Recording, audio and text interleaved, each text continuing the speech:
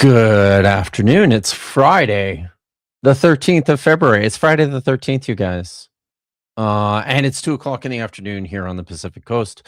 My name is Kip Davis. I'm a biblical scholar and a specialist in early Judaism and the Dead Sea Scrolls. And welcome to my channel, and welcome to my show. And for the first time in like a long time, it's been well over a year, I'm pretty sure. I'm here by myself. My fabulous producer and co-host, Vishanti, is out of town, away doing things to help her become a rabbi, as is her ambition. And so she is unavailable to help me out today. But you know what? I used to do this by myself all the time. So I can do this. I can do it. I did it before. I can do it again. It's going to be a little odd just in the fact that I've not been out here by myself for a long time. So I'm going to try my best to interact as to my best ability with the chat, and we'll see how this goes. You know, I tried to do this on Christmas night, and there was an outright revolt, to the point where I was pressured into, I was pushed into, I was forced into inviting Vish and Dapper Dinosaur and Nitty onto my stream, because barely when it's just me and there's no one else here to help me, I need lots of people to help out. Not entirely sure how that works, but that happened. But that's not happening today. It doesn't matter what you say. It doesn't matter what kind of pressure you give. This is what's happening today. It's just going to be me. So you're just gonna have to you're just gonna have to live with that. It's good to see Kinetic 44 here and Bitcores. That's the explanation. Nope, it's just me. No Vish today. No other special guest to help out either. Good to see you, Cenk and John Gooderam and Holly and Sapphire, Zombie Goliath. Simone is here. Shalom Aleichem. Shalom to you, Simone. Yes, we are Vishless today, the jellyfish. It's good to see Jacqueline and Becca and Nitty's here. So you see, he can't even join me, even if you guys insist and stomp your feet and protest. Nitty's not coming. He's busy doing family time, so he's going to lurk. Lawrence can't even tell if his devices are working properly, so he's no help at all. Good to see you, Noise Ending, and Colton Honeycutt. Wasn't trying to annoy you, Esther. He's responding. I asked a question of Colton yesterday, finding out that he works for Biblingo, if he happened to be at SBL this last year. So yes, let's connect if you happen to be in Denver in the fall. So good to see Weirdo CKA Evan and Triceratops. Misinterpretations is here. Who else is here? Gupdo 3, good to see you. And let's see. A bunch of people have shown up, even though Vish isn't here. That's pretty great. Prixie, good to see you here. And Rimmer Spriggy. Ann Stevens is here. Claude Simeon is here. The Native Atheist is here. That's good. I'm happy that I at least have your respect. What was this? I just so there are. Oh yes, that deserves some attention, doesn't it? Are there female rabbis? There are, in fact. I don't believe Michael Jones is watching, but if he is, hopefully by now, he has learned that there are, in fact, female rabbis. It's a thing. It's been a thing for a little while. I don't recognize Urka 2608. Hi from Austria. Well, hello from the west coast of Canada. Good to see Oma Susan and Martin Morales. Oh yes. If you accidentally logged into the vertical format, I can show the banners here.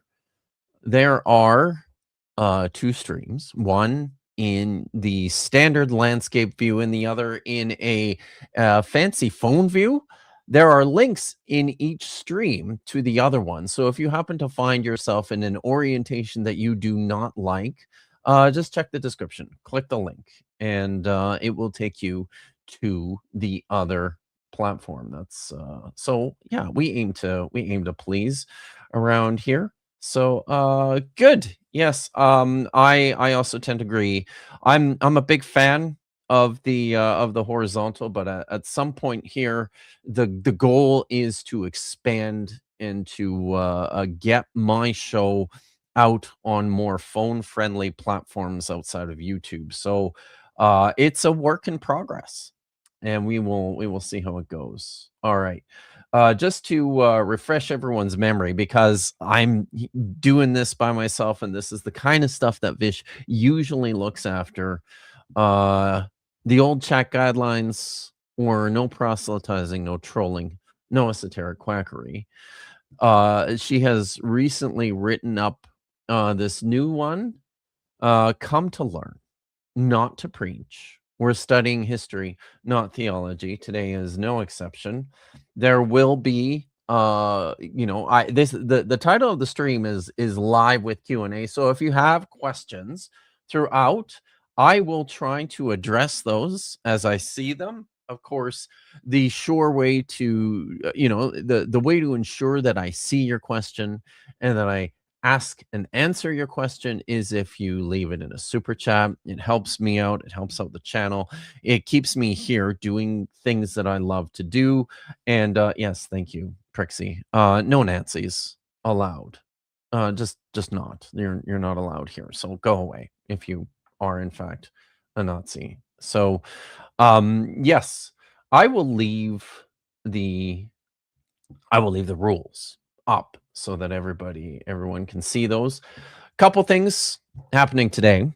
In 1 hour and 50 minutes at 4 o'clock Pacific, 7 o'clock Eastern, I am actually going to be trying something bold and daring.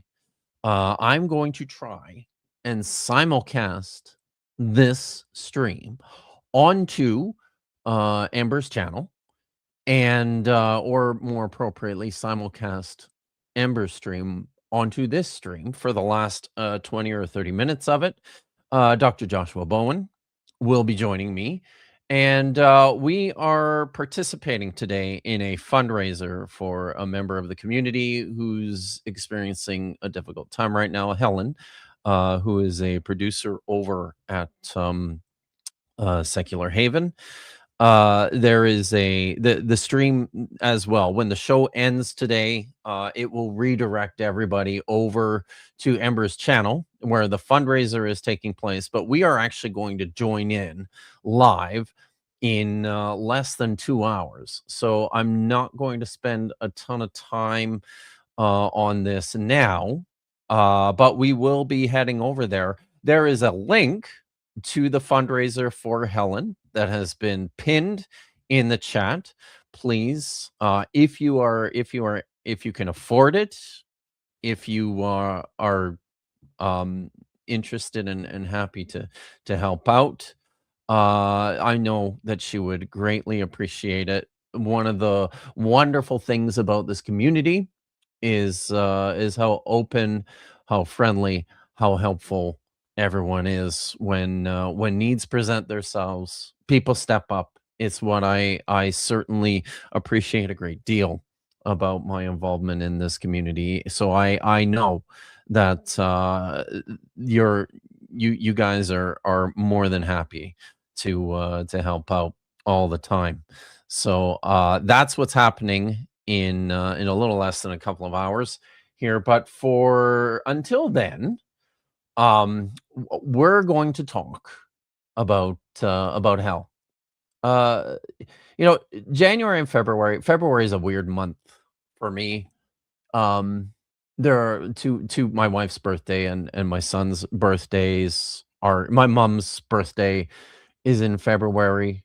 I've been guilty of forgetting my mother's birthday. Oh no, I don't forget it anymore at all. But for a long time, I had a habit of forgetting it. I think because of the timing. Valentine's Day is in February, and I have mixed feelings about that as well. But there's things have happened in my life in this month too. That this time of year it always brings back some sensitive thoughts and feelings. The topic for today is how I made this very cool thumbnail. I'm pretty happy with this actually today, but I hope you all appreciate the thumbnail. I think it's pretty cool. Um, welcome to hell. So we're going to talk about hell today because the gentleman in the middle is one Kirk Cameron. I used to know him as what was his first name? It was Sievers. Does anybody remember Kirk Cameron's first name in Growing Pains? Help me out if you do.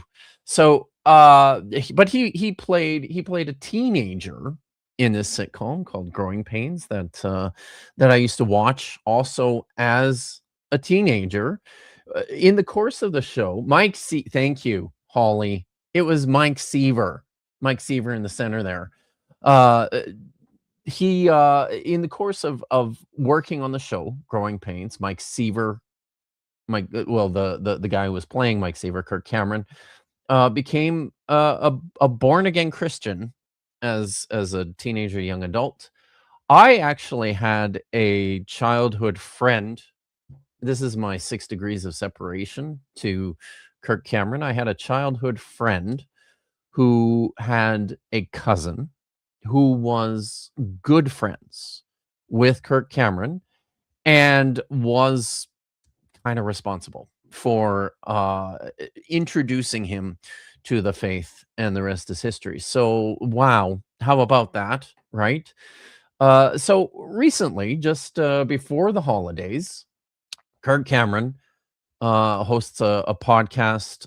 He's an old man like me now, and has children that are adults. And he had one of his grown children on the podcast with him, and they were openly discussing the idea of hell, the idea of eternal conscious torment, the idea of annihilationism, flirting with these ideas openly out in on the air for everyone to hear and to see.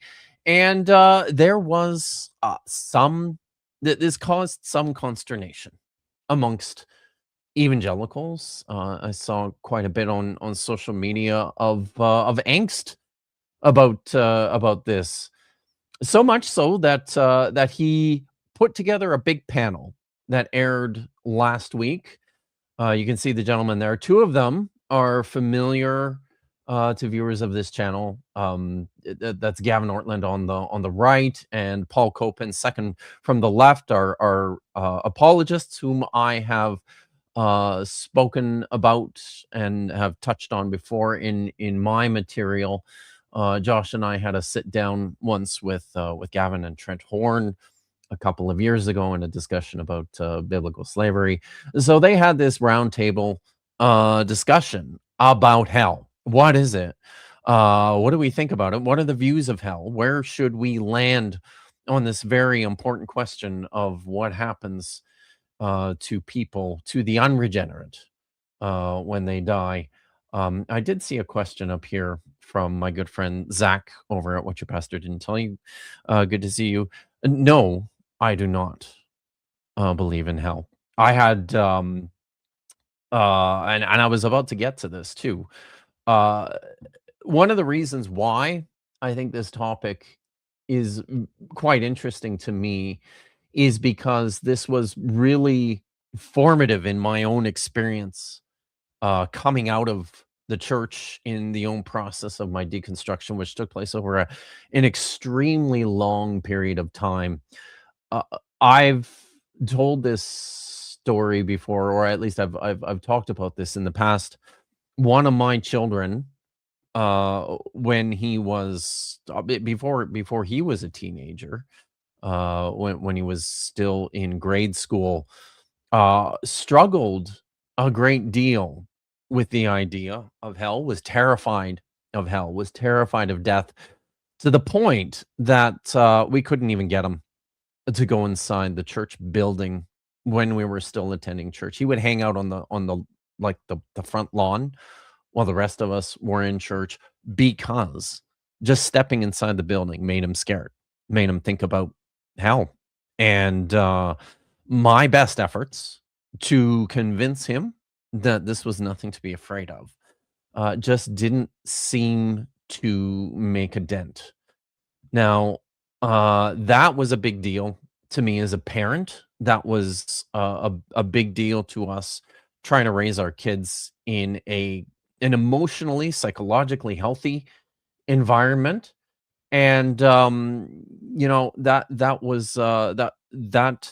was a big part of how I ended up coming to understand and to see that this is something that, while it's part of the historic Christian faith, has a history of its own, and is excuse me, is something that this history deserves consideration in terms of our attitudes towards it. I think, speaking as a former believer, when I was still a believer, this is the approach that I took. If I want to understand this doctrine, if I want to understand what I think and what I believe about it, I damn well better be sure I know where it comes from, how it came to be adopted within the theological models of early Christianity, modern Christianity. So I'm going to show another here. This is oh, I'm just getting I'll drop that. So I'm going to show another picture here as part of my own journey in this. So this is a picture, a photograph that was taken in 2012 on the southern tip of Manhattan. I am there with some viewers might recognize the gentleman on the left is Stephen Notley. That's me in the cap on the right. Before I grew the hair out. I started growing the hair out again when I went to Norway, but this was prior to that. This was just before February 2012. So this was what is that? That's 14 years ago. I was candidating for a position at a Bible college and a seminary in New York City. And I was giving lectures. I was doing interviews with the faculty, with the board, with the president, with the deans, and this was the last day of my candidacy for this position. When I arrived in New York City, I was the only applicant left for the job. I was the only person they had invited to come out. I was reminded several times in the course of this that this was essentially a formality, so long as everything about me in real life aligned with everything that they saw on paper. The day before this, I was at the other campus, which is further upstate in New York, just I think about an hour and a half out of Manhattan. And in the course of the faculty interview there, I was asked a question about. I talked about how one of the things I really enjoyed in my time teaching young evangelical students was walking them through difficult questions that they had with regards to their own faith and their own theology.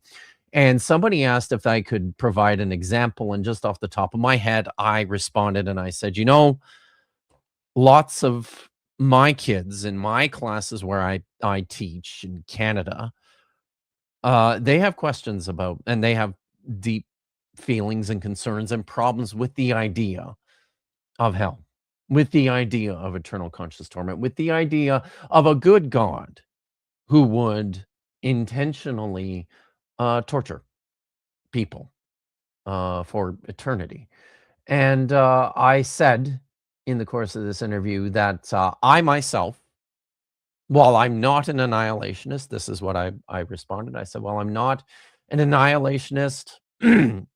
I myself have toyed with the idea. I think I could be an annihilationist just because of how bothered, how troubled I am by this. In the moment, I was commended for my response from the other members of the faculty. I was told that that they were particularly impressed with that, and we went through the rest of the day. I came out to Manhattan to campaign at the other campus, and Professor Notley, who was sponsoring my application, told me that there was some controversy already about this answer that I gave. I gave my lecture. I met with more professors. I did, a couple more sit-down interviews this afternoon, and then we all went out. Myself and Professor Notley, my wife, and a dean from the school went out for dinner, and this is where the rub hit. I was told that if I was not committed to eternal conscious torment, that was a deal breaker. That I would not be invited to come and take a position at the school if I could not affirm this doctrine. And the frustrating thing to me in the moment was that all I had said was that I had questions, that I didn't particularly like the doctrine, but I hadn't rejected it at this point. Long story short, I didn't get the job. And one of the reasons why I didn't get the job was because I wasn't prepared. I wasn't in a position to provide a full-throated defense of eternal conscious torment. So I have some personal history with this idea, and this was always a big one for me, growing up in an evangelical church and walking away from that over a long period of time. So this is something that I've spent a lot of time thinking about and working through. And yeah, just to repeat, no, I don't believe in hell. I do not believe in eternal conscious torment. I don't believe in annihilationism. I believe in I believe I don't know about what happens after anyone dies, and I don't think anybody else knows either. Except to say that it sure looks like that's just the end.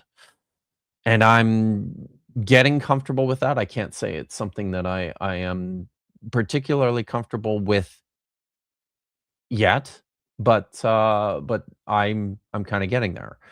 I do have a $2 super chat before we move on. Thanks, Tad. Is mad. Boo, no Vish. Now I have to listen to Kip. Yeah, it's a bummer. And guess what?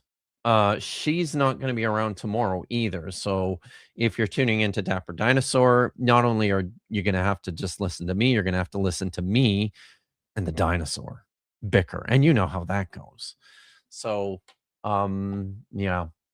All right. Well, what we're going to do is we're going to take a look at this this video. Probably I've selected some portions of it. We'll watch through some sections. Probably won't get to the whole thing. But I've got some thoughts as we watch this conversation that Kirk Cameron had with Gavin Ortland and Paul Copan. The other gentlemen are Dan Harrington, who leads a ministry out in Australia, and then Chris Date, who actually leads a ministry. He founded and leads a ministry on this question of hell. And so they had this this sit down talk, and we will take a look at this. Look at me. I am getting this up on the screen. How's everyone doing? I hope everyone's doing okay. Yeah, in other words, I had morals. I suppose that's true. Eternal conscious torment. Does that mean Kent Hovind will continue to be Kent Hovind after death?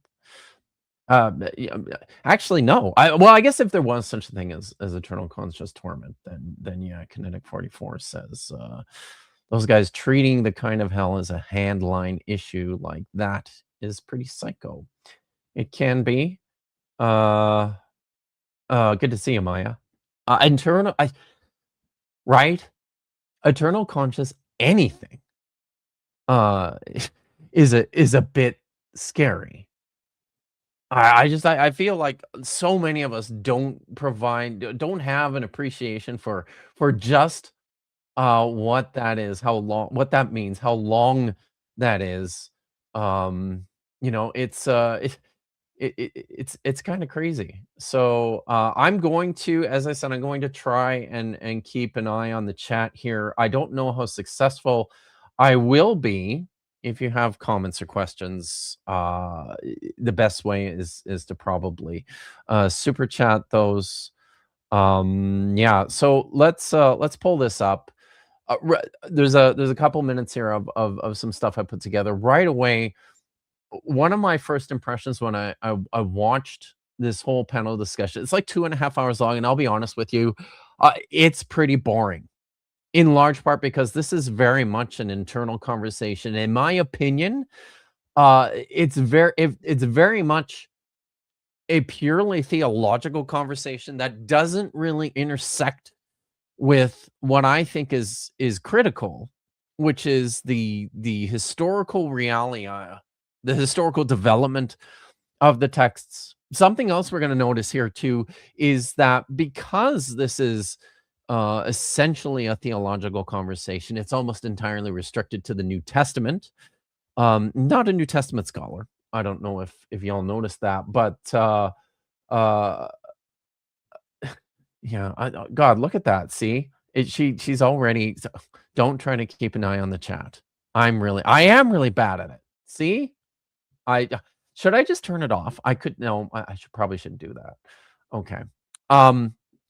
But see, look, I got distracted. Because this is a theological conversation, it's almost entirely restricted to stuff that happens in the New Testament. I'm not a New Testament scholar. I know a little bit about the New Testament. I can read the New Testament in Greek. I've had to do graduate work in the New Testament, so I know a little bit. But the troubling thing to me is that this feels like it's only half of a conversation that they probably should be having. That's more encompassing, that treats the whole counsel of God, I believe is what they call it in evangelical circles. That appears in the complete Bible with regards to this question. But this was sort of my first impression, though, when I watched the panel discussion. So I've written an academic article on C.S. Lewis's view of hell, and I've argued in my work on this that you can draw from a lot of the insights of C.S. Lewis to help illumine some of the traditional ways of thinking about hell. If you want to take these images literally, then you need to dispense with the C.S. Lewis versions and adopt the more traditional historical picture, which was immortal, lost people with physical bodies will suffer fire forever. Hell is so terrible not because God just chooses to do this. Well, C.S. Lewis's great insight is, what could it be but hell to lose God? God is the source of all that is good. So I think you're right. That's a legitimate question to ask, but I don't think the answer is as obvious as C.S. Lewis thought it was. So one of the things... Welcome, Sorry, I was slow on that. One of the things that struck me right away when I turned this on was how much Gavin in particular really likes C.S. Lewis. But it struck me what a dominant figure this was in their conversation about this topic.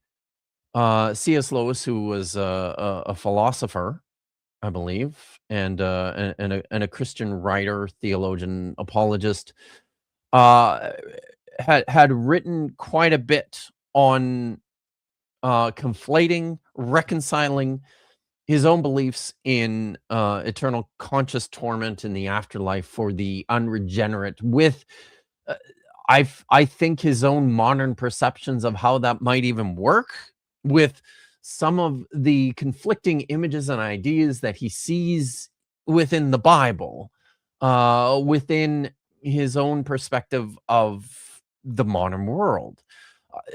Interestingly enough, it seems to me like much of this sort of conversation is drawn largely from what theologians have been saying for a long time about hell, about this doctrine, about these texts that we draw from the Bible.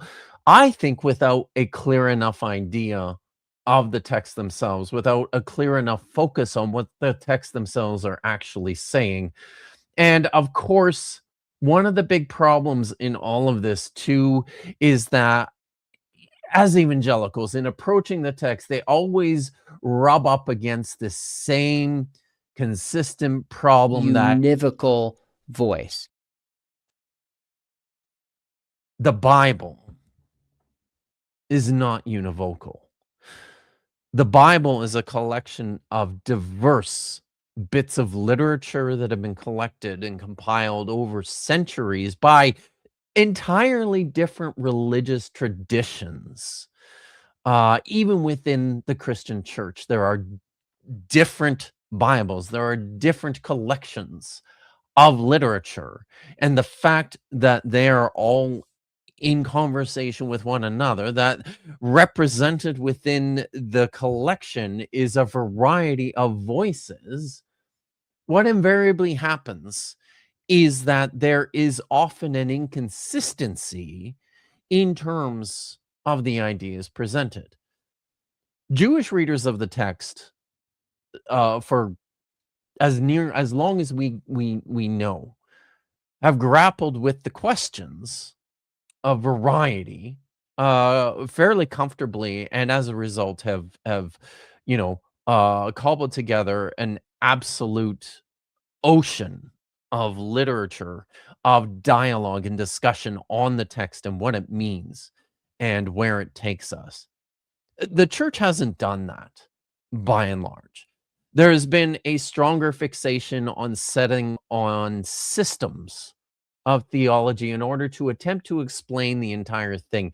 And if you watched my material for any amount of time, you've also come to understand and recognize what a problem I think this is, how much I'm convinced that this is just an artificial way of handling the text to which evangelicals purport to take seriously as the ultimate witness for faith and life.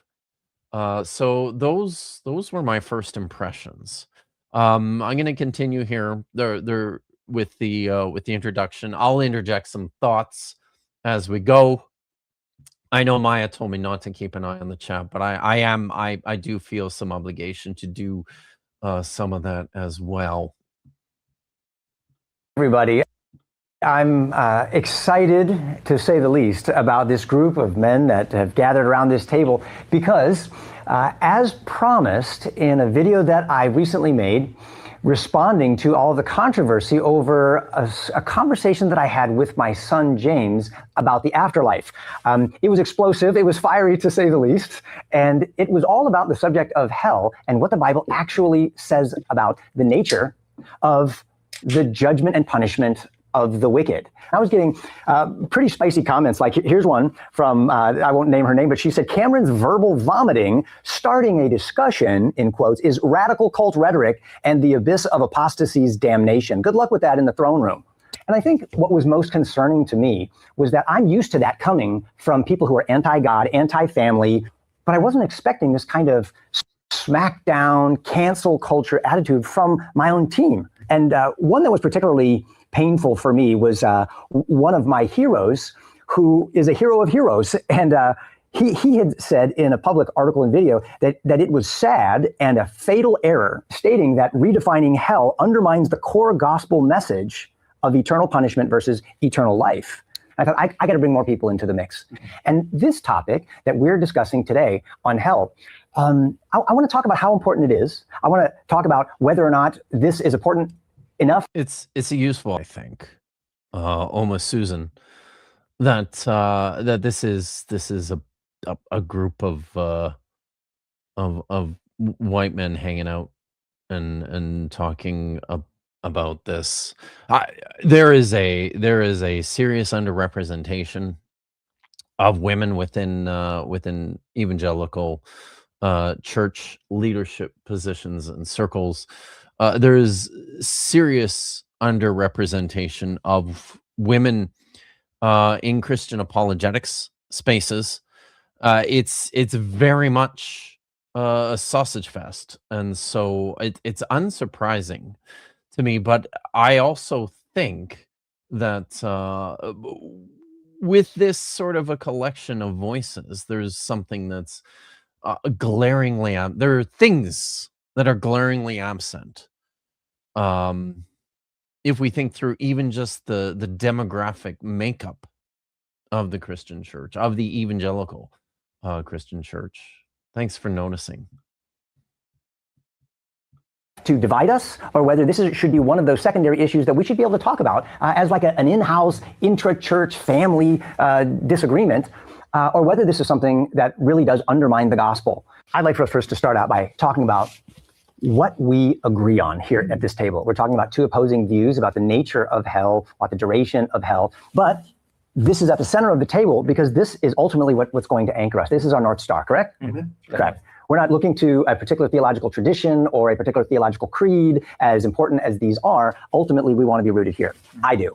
A fair amount of C.S. Lewis, though. I mean, I get, yeah, it's fair. It's essentially drawing from scholarship, but again, I'll just point out that in my opinion, they don't spend enough time, I would say, in curious, earnest reflection of the scriptures, and certainly not beyond the boundaries of the New Testament. And this is an important point, because as we're going to discover in the course of the talk today, this is an issue. This is an idea that has a life on its own, that has a history that you really don't understand unless you can take it seriously in terms of its roots. But I also think that each of us here has a healthy respect for tradition and the giants on whose shoulders we stand. Absolutely. I think too many Christians are quick to dismiss everything that Christians have said for 2,000 years as if all we need is this under a tree. But we're not meant to do faith that way. We're supposed to be part of a community. So, yeah. I agree with that. I totally agree with that. What are some of the important things that are not in question at this table? Maybe as someone who's sort of on both sides of this debate. So for my master's thesis, I defend. It's an interesting point, Jason. I believe that in the course of this conversation, the Bible stays closed in the center of the table. Now, these guys are all pretty good at recalling the texts that they want by memory. Certainly something that's much better than I'm able to do. But yeah, this was if anything, this sort of reinforced the point that this was a prop. It felt like a prop. In the course of the conversation, I kept feeling like they were skirting around and talking around some of the bigger issues within the text that I thought they should have put more focus and attention on.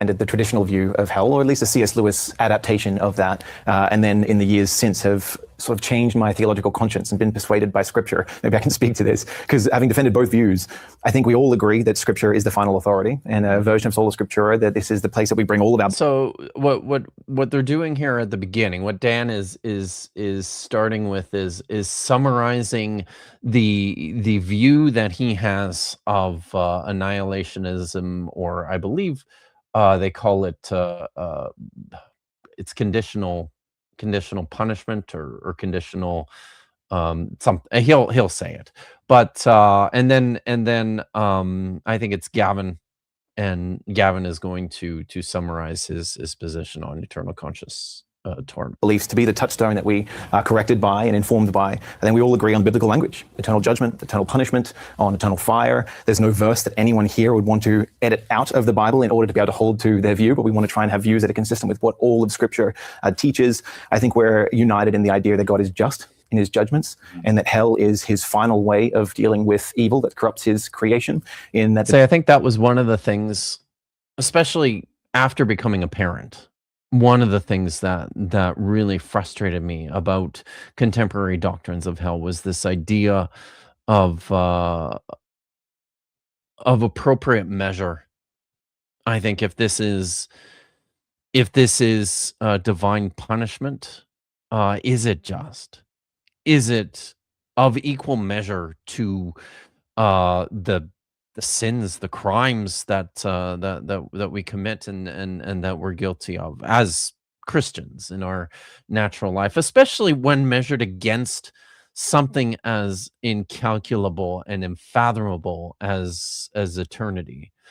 This was a big one for me in my own exploration of these ideas. Judgment of hell is eternal. And so these are the sort of things that are a shared commitment both amongst conditionalists and traditionalists that come to say, all right, well, where do we disagree? There's a lot more that unites us than what will divide us. One thing I'd like to add that I think we can all agree on is that although the period of time between death and resurrection is not entirely... So this is what Chris Date is going to say here is really important. And I think this is something for a very long time as a believer, I just never even thought through. And I think most Christians don't ever actually think through what a univocal interpretation of the text of the biblical text, the Old and in particular the New Testament, what that communicates. So he's going to say something here that I think is really important. Unrelated to this topic, we are nevertheless debating the nature of something that happens after resurrection from that intermediate state. So very often people confuse the debate over hell with the debate over what happens when you die, but we're really not talking about what happens when we die. We're talking about what's going to happen when we're resurrected from death. So I think that's... And to add to that too, we also, there's crept into the church the notion of the... I hope you caught that, right? In this conversation that they're having about hell, it's not about what happens after you die as an unbeliever, as an unregenerate. It's about what happens in the last days when the dead will be raised. And that is everyone. The Bible says that some will be raised into eternal life, and then others will be raised into eternal destruction or death. So there is like this compartmentalized view in which wherever the dead unregenerate go after death and prior to the day of judgment, in the last days when at Christ's return, that is not an issue as far as these guys are concerned. As far as this conversation is concerned, I think that's a bit short-sighted. I think that's potentially problematic. And I'll point this out when we get to some of the texts that we're going to look at today. Now, I will confess, too, that I never really thought through what the text actually says or how this is theologically presented on the basis of a collective view of the texts, until quite a bit later in my own life. I think most Christians have of this view that if you die outside of Christ, that you just go straight to hell. And that is not necessarily the picture that is provided within all of the biblical authors. But then again, it's unclear. And that is also a big part of the problem here when approaching these texts with regards to this, as many questions. Quote, immortality of the soul, that this is actually a Greek doctrine rather than a biblical one. When the scriptures talk about immortality, it's connected to resurrection. And so the scriptures speak about a resurrection of the righteous and the unrighteous, that there is this corporeal dimension to resurrection, transformed physicality for the believer, and then a physical resurrection, which is again qualitatively different. But so one of the things that I would teach when I taught my course on Israelite religions, this is something I speak about in the first chapter of my book, which was based on the course. There is, very importantly, something that people need to recognize when they approach the biblical texts is that I say the anthropology that's presented within the Bible is monistic as opposed to dualistic, that the human person is composed of flesh and bone, as opposed to flesh and spirit, as if we're physical vessels or containers for the spiritual self. That's certainly not the old Israelite view of what a person was. Yourself was very much within your physical being. It was a part of that. And this is a really critical point. This is picked up as well by many of the Hellenistic Jewish writers of the New Testament texts of the early church, which was originally formed of Jewish people, of Jewish believers. The within the strong Christian apocalyptic worldview that they inherited from Second Temple Judaism, resurrection was something that happened to your body, your physical body. Eternal life was very much wrapped up in the idea of becoming enlivened again in your physical body on the new earth, in the new heavens and the new earth, in the new cosmos, the newly reconstructed cosmos that God was going to create to replace this world in which we live today. It's a really important point, just insofar as understanding how to read a lot of these texts, and I think in helping people to see some of the problems with a modern perspective of death and the afterlife. But we're talking about resurrection here, and so we need to be clear that we're talking about the mere immortality of the soul that is alien to the scriptures. Well, let's get into the topic. I just want to open the scriptures together with you and read what the Bible actually says about hell, rather than the viewpoints that are trying to interpret that scripture, which we will get into. I've got scriptures written out here, sort of categorized in all, or at least most of the descriptors that Scripture uses to describe this place of eternal punishment. Matthew 3:12. His winnowing fork is in his hand, and he will clear his threshing floor and gather his wheat into the barn, but the chaff he will burn with unquenchable fire. Describing the punishment of the wicked, Scripture goes on to say in Mark chapter 9, and if your hand causes you to sin, cut it off. It's better for you to enter life crippled than with 2 hands to go to hell, to the unquenchable fire.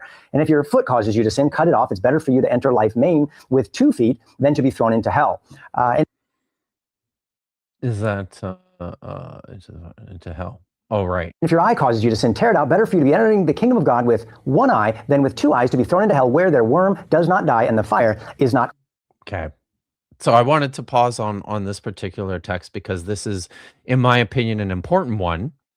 There's these guys don't take a diachronic approach to the text. They don't care about when these things were written, and they don't track the development of the ideas. Even just within the New Testament, viewers will recognize right away that that this text from Mark is important, because this is probably, outside of Paul, which is interesting in its own right, and I'll say a few things about that in a little bit. This is the oldest text within the Christian canon that attests to this idea of hell, where the word is used there, and that's the word Hades in Greek, which is the one that's most commonly translated in English Bibles as hell. So it's a very important text, and it's one that I will be returning to. There's a couple here. Quenched. In Hebrews chapter 12, for our God is a consuming fire. Revelation 20, and if anyone's name was not found written in the book of life, he was thrown into the lake of fire. Luke 16. Now, I think it's really important also, as Kirk is reading through these texts, and I'm coming back to ones that I think are key or important. It's really critical to set some focus on the actual words that are being used in these texts. Significantly, Mark talked about hell, Hades. The book of Revelation never actually uses that word. In the book of Revelation, it talks about the lake of fire. In Revelation chapter 20, there a similar term is repeated in Revelation chapter 14. These are the sorts of differences that I think are critical in understanding what we're looking at, even when we're looking at these texts within the Bible. In Hades, being in torment, he lifted up his eyes and saw Abraham far off and Lazarus at his side. And he called out, Father Abraham, have mercy on me, and send Lazarus to dip the end of his finger in water and cool my tongue, for I am in anguish in this flame. Matthew 13, the Son of Man will send his angels, and they will gather out of his kingdom all causes of sin and lawbreakers and throw them into the fiery furnace. In that place, there will be weeping and gnashing of teeth. Psalm 11, let him rain coals on the wicked. Fire and sulfur and a scorching wind shall be the portion of their cup. Revelation 14, if anyone worships the beast and its image and receives a mark on his forehead or in his hand, he also will drink the wine of God's wrath, poured full strength into the cup of his anger. And he will be tormented with fire and sulfur in the presence of the holy angels and in the presence of the Lamb. And the smoke... Not a lake of fire here, but torment with fire and sulfur in the presence of the holy angels and in the presence of the Lamb. And I'm not sure those are the same things. Of their torment goes up forever and ever, and they have no rest day or night, these worshipers of the beast and its image. The scriptures go on describing hell as destruction and death in Matthew 10. And don't fear those who kill the body but cannot kill the soul. Rather fear him who can destroy both soul and body in hell. Romans 6, the wages of sin is death, but the free gift of God is eternal life in Christ Jesus our Lord. 2 Thessalonians 1, in flaming fire, inflicting vengeance on those who do not know God and on those who do not obey the gospel of our Lord Jesus. They will suffer the punishment of eternal destruction away from the presence of the Lord. This is a conscious experience, and no one likes to think about this. I find it devastating every time I think about it. I'm just trying to follow the text, and it does look like a lot of these texts that you mentioned there describe the experience of pain. Hence the problem, right? A lot of the texts describe this as a conscious experience, as the experience of pain and torture. Torture is the actual word that's used fairly consistently through a lot of these texts, and the meaning of this word as it appears in other Greek literature outside the Bible is with regards it's torture, it's painful correction. It's often used in contexts of correcting and punishing slaves by their Roman owners. However you do, whether it's physical pain or not, I don't think that's what you're committed to in this camp. I think you're looking at the word torment in Revelation 20:10, and you're looking at being salted with fire in Mark 9:49, and this kind of language, which is experiential and relational with respect to God. And so the core of it, I think, and Paul, you can weigh in on this if you want to adjust this all, but the core of it is there is an experience that is conscious of this punishment, and that does endure.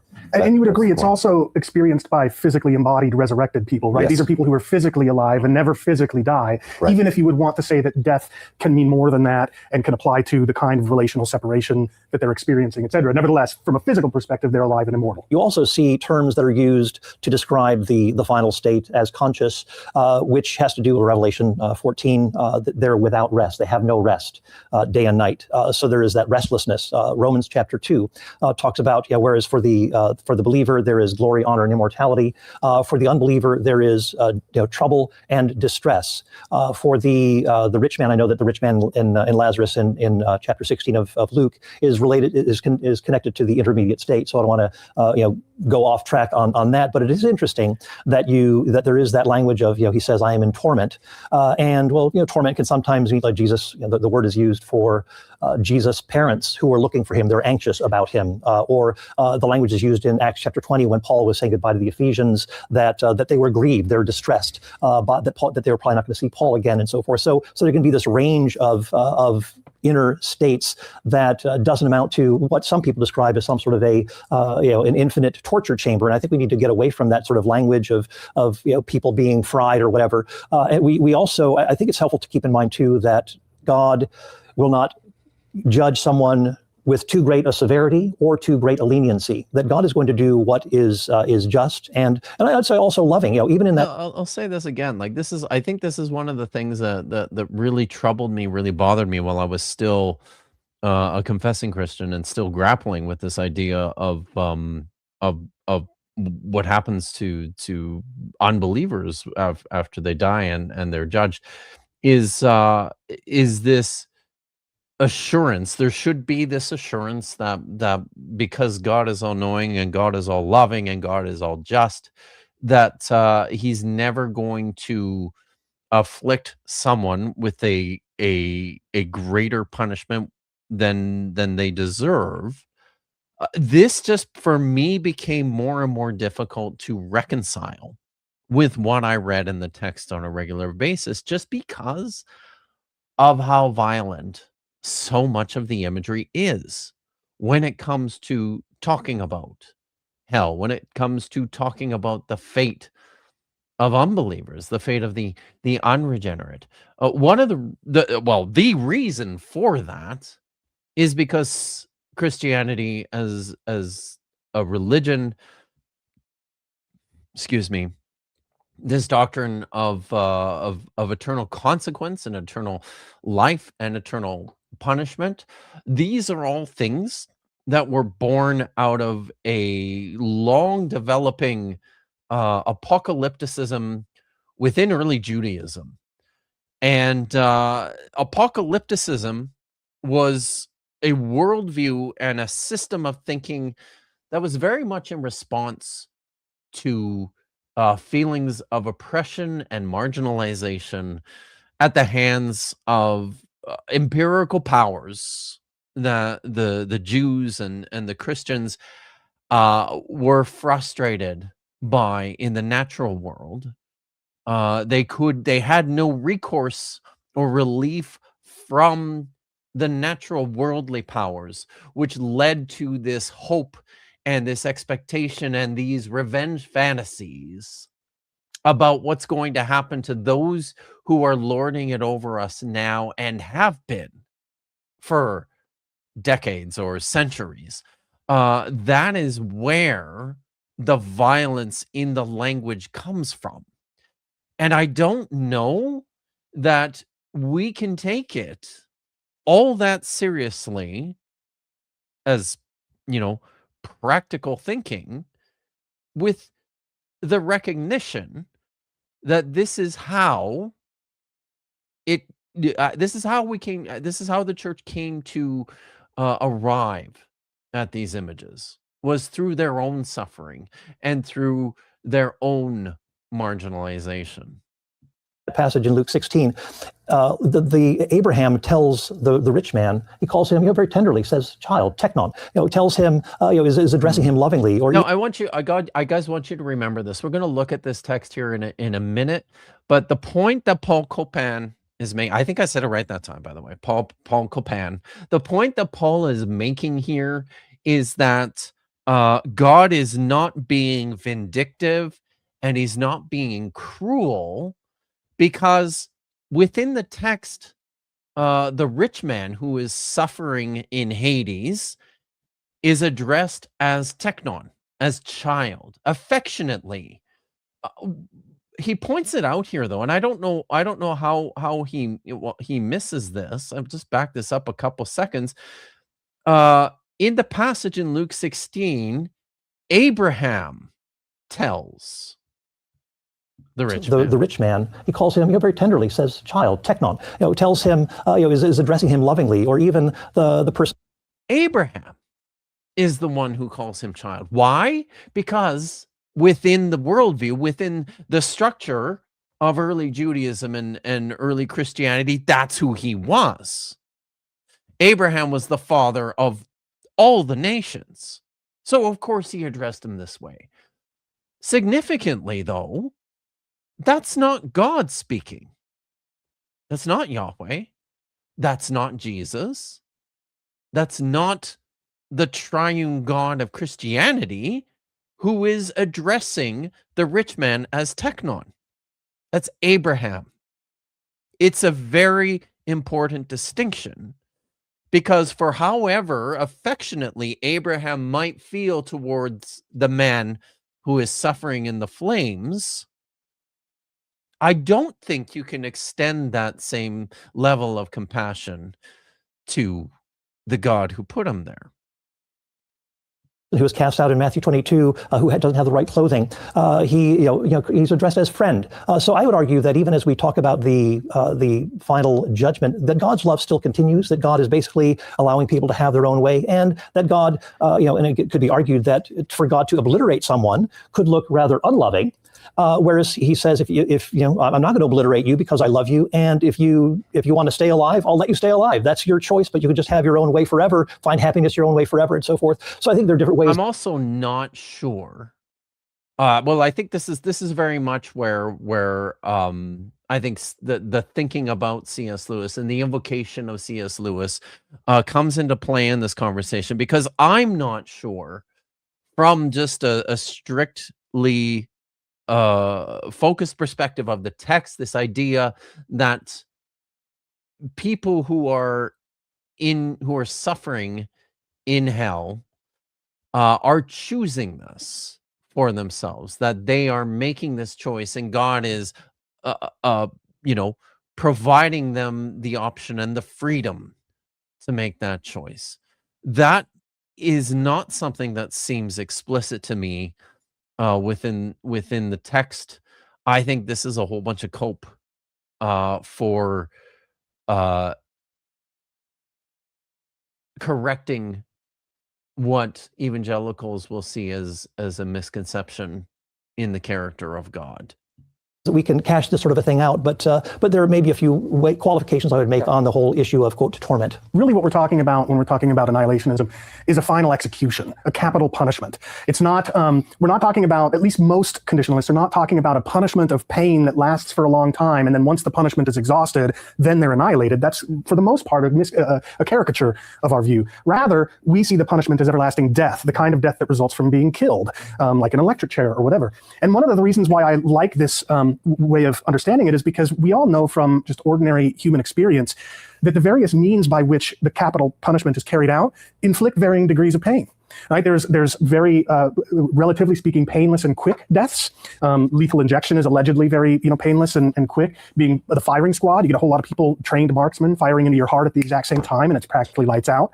It's, I think it's telling, as well as I listen to this conversation from the other side, from a conditionalist perspective now. that we live in a society, in several of the American states, there is no capital punishment. In Canada, where I live, there is no capital punishment. There is no more capital punishment in the United Kingdom, or in I believe in Germany, or in most of the other European nations. Somebody can correct me on that if I'm wrong.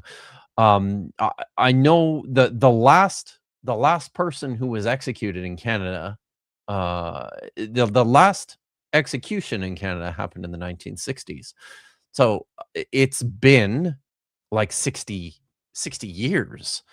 The point I'm making, though, is that as we have developed as a culture, as a society, we have progressively been moving away from executing criminals, because there is a growing conviction that this is something we don't want to reflect on our own societies, on our own cultures. We don't like what it says about us collectively as human beings, as moral agents.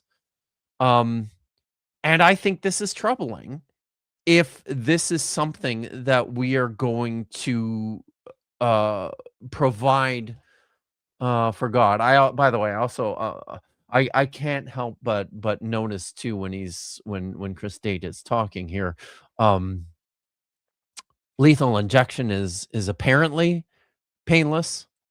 I caught that when he said it, and I know I've read stories, reports, at least one or two studies that show that this is almost certainly a myth. That there are certainly numerous instances where people have suffered tremendously, terribly, in the process of undergoing lethal injection in their execution, to the point that it's literally illegal to even purchase many of the drug cocktails that are used in the procedures nowadays. It was either a podcast or a documentary or something I watched within the last several years about how states that continue to promote lethal injection go about actually procuring the chemicals needed, because it's not easy, because you're not even allowed to buy them anymore. But at the other end of the spectrum, you have crucifixion, which is extremely protracted and torturous, and you've got being stoned to death, which is extremely painful and torturous. So the point I'm getting at is just that what's interesting is that all these various forms of capital punishment, despite all their different degrees and durations of pain, they all inflict the same penalty, which is the penalty of death, not being alive anymore. And if that penalty lasts forever, it is by definition an everlasting punishment. And that's really what most of us conditionalists understand the eternal punishment to be: death forever. Death is ordinarily understood, not death in some kind of, esoteric or code language. I think my experience thinking about the imagery of fire throughout the Bible is when I was a traditionalist and writing my thesis defending the view is to see fire as having more a metaphor for some experience of torment or a negative psychological experience. And certainly defending more of the kind of C.S. Lewis picture of the gates of hell being locked from the inside. You start looking from the beginning of the Bible at what fire does whenever it interacts with sinful people. And so I think this is an excellent point, actually, that Dan is bringing forward here. The having an appropriate understanding of what the fire of Yahweh is, the fire of God, the fire that comes from heaven, is a step towards gaining a clearer understanding of the doctrine of how the doctrine of hell developed into the New Testament. You've got this sort of paradigmatic judgment in Genesis 19 with Sodom and Gomorrah, where God calls down fire, or Yahweh calls down fire from Yahweh in heaven. It's a fascinating Trinitarian passage as well. But that literally... Yeah, it sure isn't in any way a Trinitarian passage, and it's moderately fascinating. I'm going to be putting together my video on the two powers in heaven. I've got another one that I'm doing with Josh and Maya, but then after that one, I'm focused on finally getting around to doing that video. But no, this is not Yahweh calling down fire from Yahweh is not in any way a Trinitarian text. It was not treated as such by early Christians. It certainly not not in the first couple of centuries of Christianity. It was never reflected on as especially problematic by Jewish readers. Within the doctrine of the two powers, they set their focus on other texts, not so much ones like this. This is I think this is a clear misreading of what's happening in Genesis chapter 18. That's just an aside. Sorry about that. It consumes, this fire and brimstone consumes the cities of Sodom and Gomorrah and all of their inhabitants, and smoke rises from them as a testimony to that destruction. And you follow that image right through the kind of biblical story.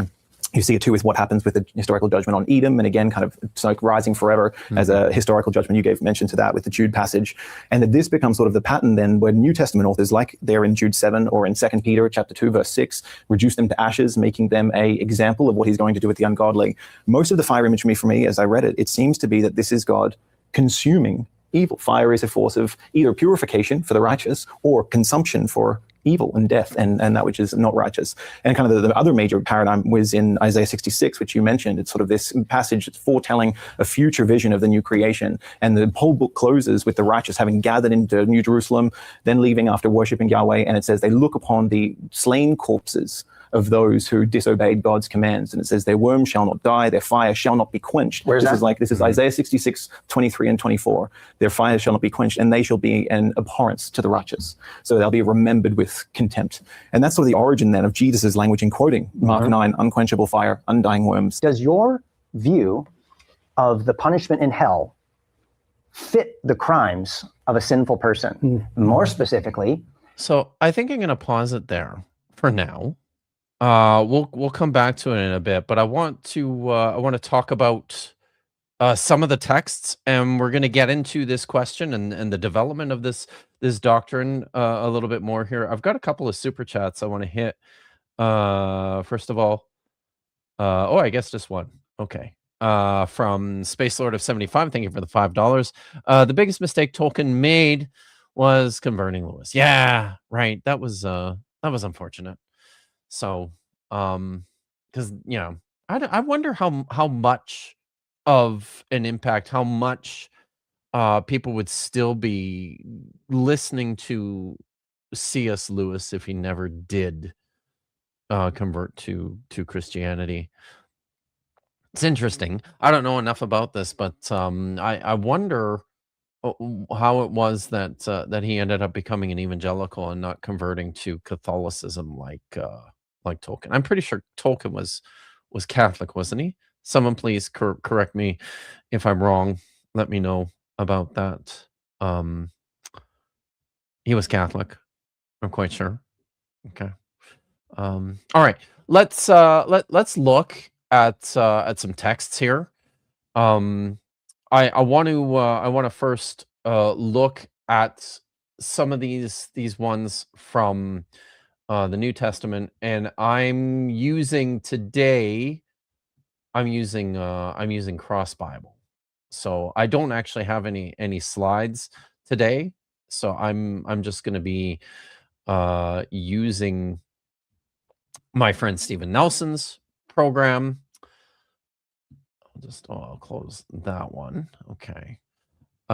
So this is a pretty great resource if you're not familiar with it already. That's as big as I can make the text, unfortunately. Oh, I can zoom in. Maybe I could probably do that, couldn't I? Oh, yes, I can. But now, oh dear, that's a problem. Okay. So this is the first one we're going to look at here is what is this? This is Matthew chapter 3, leading up to verse 12. I baptize you with water for repentance. I'm starting at verse 11 here. But the one who is coming after me, this is John the Baptist speaking, is more powerful than I. I am not worthy to carry his sandals. He will baptize you with the Holy Spirit and fire there. His winnowing fork is in his hand, and he will clear his threshing floor and will gather his wheat into the granary. But the chaff he will burn with, again, unquenchable fire. Purity asbesto.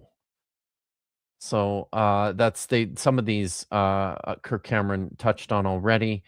I really wanted to focus on this one from Mark. Remember I said that, so let's go to Mark chapter 9. It's Mark chapter 9, verse 40. Wow, that's pretty slow. Oh, there we go. Mark 9.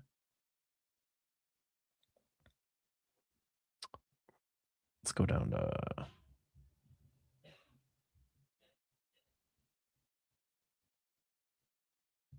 Where does this start? I think it starts in verse 43. So this is Jesus speaking. Start at verse 42. If any of you cause these little ones who believe in me to sin, it would be better for you if a great millstone were hung around your neck and you were thrown into the sea. If your hand causes you to sin, cut it off. It is better for you to enter life maimed than to have two hands and go to hell. The word here is Hades.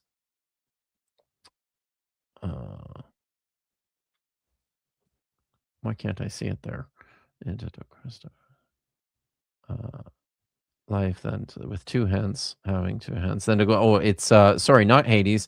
The word here is Gehenna. You can see it here. Tain getting none. Into the pur to asbestos, the fire, the unquenching fire, the fire that doesn't end. And if your foot causes you to sin, cut it off. It is better for you to enter life lame than to have 2 feet and be thrown again into Gehenna, into this word that is consistently translated as hell. All right, so I wanted to this parable in Luke 16, I think, is an important text to look at, and there's a key difference here that they touched on it in the video. It's quite important, and this touches on the language.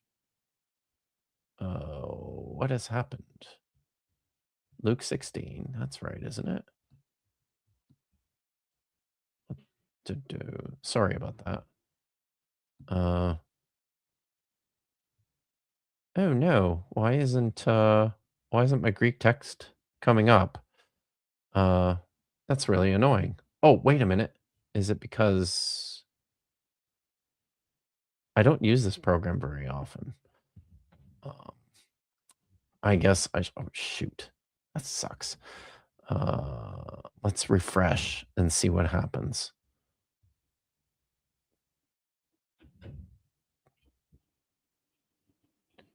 Stuff is out. Oh, there we go. Okay. Luke 16. All right. And this parable starts at verse 19 here. So I'll just scroll down here. There was a rich man who was dressed in purple and fine linen, who feasted sumptuously every day. And at his gate lay a poor man named Lazarus, covered in sores, who longed to satisfy his hunger with what fell from the rich man's table. Even the dogs would come and lick his sores. The poor man died and was carried away by the angels to be with Abraham. The rich man also died and was buried. Then it says, in Hades, not hell, not Gehenna, this is Hades, where he was being tormented. He lifted up his eyes and saw Abraham far away with Lazarus by his side. He called out, Father Abraham, have mercy on me and send Lazarus to dip the tip of his finger in water and cool my tongue, for I am in agony in these flames. Now, I think something that's critical to point out here, within the text, there is this image of a physical torment. I don't think this is an emotional or a psychological torture as floated by Paul Copan. This strikes me as very much physical. Lazarus is asking, the rich man is asking that Lazarus come and give him just a touch of water because he's being tortured by the flames. But Abraham said, child, remember that during your lifetime you received your good things, and Lazarus in like manner evil things. But now he is comforted here, and you are in agony. Besides all this, between you and us, a great chasm has been fixed, so that those who might want to pass from here to you cannot do so, and no one can cross from there to us. So this is a significant text in the sense that it seems to recognize this idea of torture, of torment, of it being physical in this place identified as Hades. And this is an important distinction because you'll remember at the beginning when Chris Date made a point of saying that within the modern evangelical theological model, hell was this place that the unregenerate are condemned to at the end of days, after the final judgment. In the meantime, in the time between that, when the unregenerate die, they go to this place, to Hades. What is Hades? And even if you're an annihilationist like Chris Date or like Dan Harrington in the video, I have questions about how they reconcile this physical torture that appears to take place in like the holding bin, in the holding place, in the place where the dead are prior to the final judgment. Now, I think there is what's going on here has to a part of this is a lexical issue, part of this is a worldview issue, a theological issue that's in competition between individual writers within the New Testament, and I'll get into some of that here in a minute. I've got another super chat. Oh, a member chat from Misinterpretations. I know folks who respond to Matthew passages about hell saying they are figurative because no one was chopping off their limbs. What do you think? That's a good question. Are you talking about the Mark passages where it's better for you to enter to enter whole as opposed to having your legs cut off? That's actually Mark. And yeah, I think that element is figurative, certainly. But the Mark passage, which is, maybe I'll go back to that quickly here if I can. I think this is one which actually doesn't say anything about torture, about physical pain. That this is just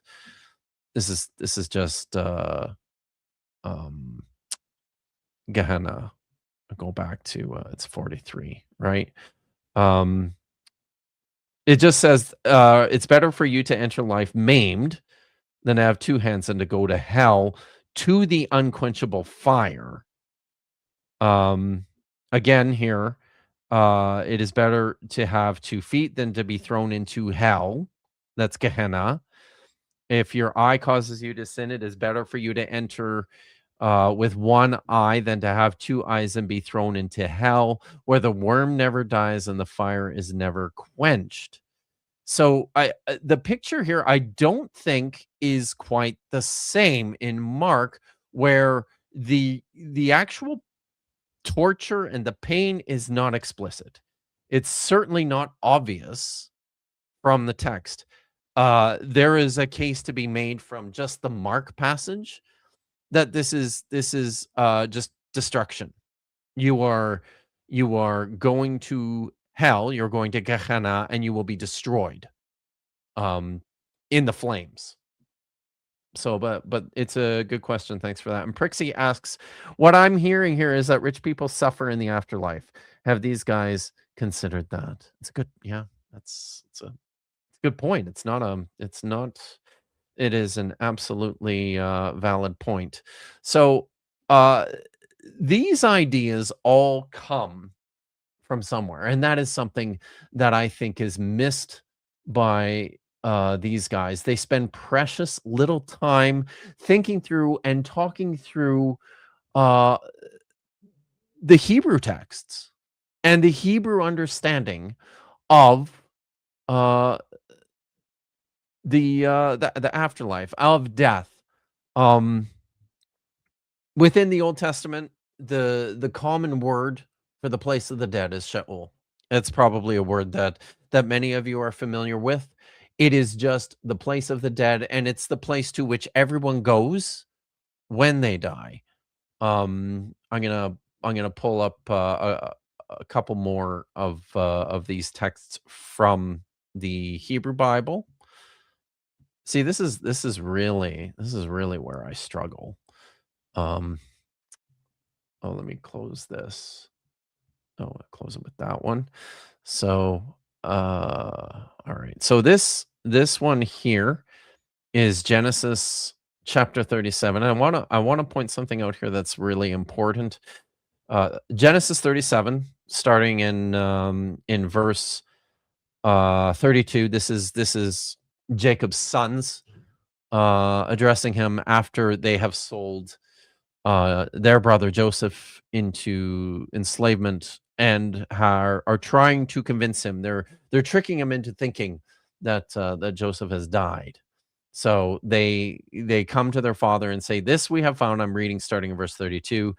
"See now whether it is your son's robe or not." So Jacob recognized it and said, "It is my son's robe. A wild animal has devoured him. Joseph has surely been torn to pieces." Then Jacob tore his garments and put sackcloth on his loins and mourned for his son many days. All of his sons, that's Jacob's sons and daughters, sought to comfort him, but he refused and said, "No, for mourning, for I shall go down to my son mourning to Sheol." I'm just reading the Hebrew there. "Thus his father bewailed him." So in Jacob's mind, his son Joseph, who has died, has gone down to Sheol, to the place of the dead. He also acknowledges that this is where he is going to go after he dies. Critical to note here as well that the verb used is aid, which is a hiphil form of the verb yarad, meaning to go down. So literally into the ground, under the ground is this view within the Old Testament. There's a couple of other interesting texts here to look at in this regard. I'm going to try and pull up Job chapter 7 if I can. Oh, right. This is it's in like the, oh, shoot. It's doing this again. Oh, there we go. Okay. That's easy. I don't want to replace the Bible version. Okay. Thank you. Job 7, verses 7 through 10. Let's look at this. "Remember that my life is a breath. My eye will never again see good. The eye that beholds me will see me no more. While your eyes are upon me, I shall be gone. As the cloud fades and vanishes, so those who go down," there's that word again, those who walk, vayelech kain yored, going down. those that go down to Sheol do not come up. They return no more to their houses, nor do their places know them anymore. So within the Old Testament, this word Sheol appears a total of 66 times. The etymology of the word itself is uncertain, but it seems quite clearly to be locative in the sense that there was an understanding that Sheol was located under the earth, under the ground. I'm going to pull up another text here, Deuteronomy 32, verse 22, which is a very old text, much older than these other ones that we've looked at.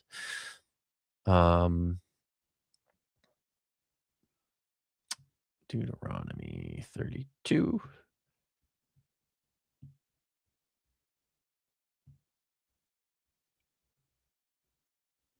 Verse 22.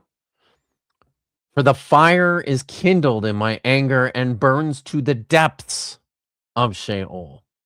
It devours the earth and its increase and sets on fire the foundations of the mountains. So this is a description of geography, a physical geography, which incorporates Sheol as this place underneath the ground in the earth where people go when they die. And as near as we can tell from the Hebrew text, it certainly looks like everybody goes there. That this is just the place that everybody goes to. There's a really interesting story in Numbers chapter 16 about the rebellion of Korah and Dotan, I think was the other guy. Starting in verse 19, which makes this clear, makes this explicit, right? Starts in verse 19 here. Okay. Then Korah assembled the whole congregation against Moses and Aaron and Miriam at the entrance of the tent of meeting, and the glory of Yahweh appeared to the whole congregation. And Yahweh said to Moses, he spoke to Moses and Aaron, saying, separate yourselves from this congregation so that I may consume them in a moment. They fell on their faces and said, oh God, the God of the spirits of all flesh, shall one person sin and you become angry with the whole congregation? And Yahweh spoke to Moses, speak to the congregation, saying, get away from the dwellings of Korah, Datan, and Abiram. So Moses got up and went to Datan and Abiram. The elders of Israel followed him. He spoke to the congregation, saying, turn away from the tents of these wicked men and touch nothing of theirs, or you will be swept away for all of your sins. So they got away from the dwellings of Korah, Datan, and Abiram.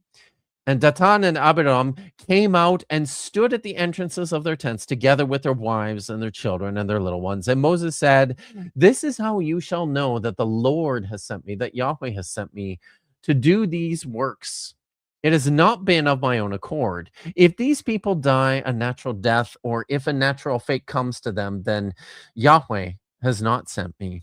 But if Yahweh creates something new and the ground opens its mouth and swallows them up with all that belongs to them, and they go down alive into Sheol, then you shall know that these men have despised Yahweh. As soon as he finished speaking all these words, the ground under them was split apart. The earth opened its mouth and swallowed them up along with their households, everyone who belonged to Korah and all their goods. So they with all that belonged to them went down alive to Sheol. The earth closed over them, and they perished from the midst of the assembly. All Israel around them fled at their outcry, for they said, the earth will swallow us too. And at that point, then he sends fire from heaven, and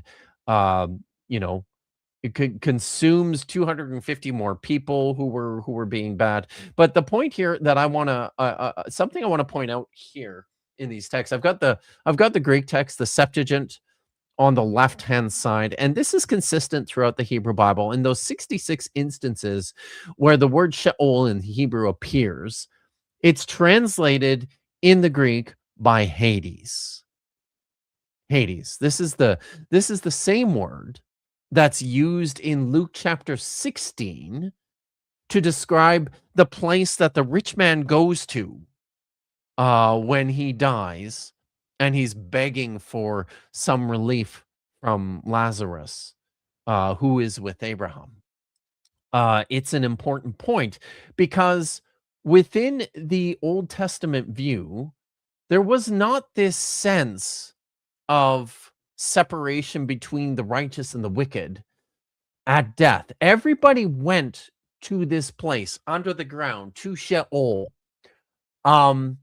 It was just this gloomy place of no memory.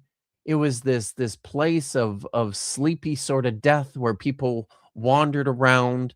It wasn't fun. It was kind of depressing, but it wasn't torturous. It was just where everyone went when their natural life ended. This idea of a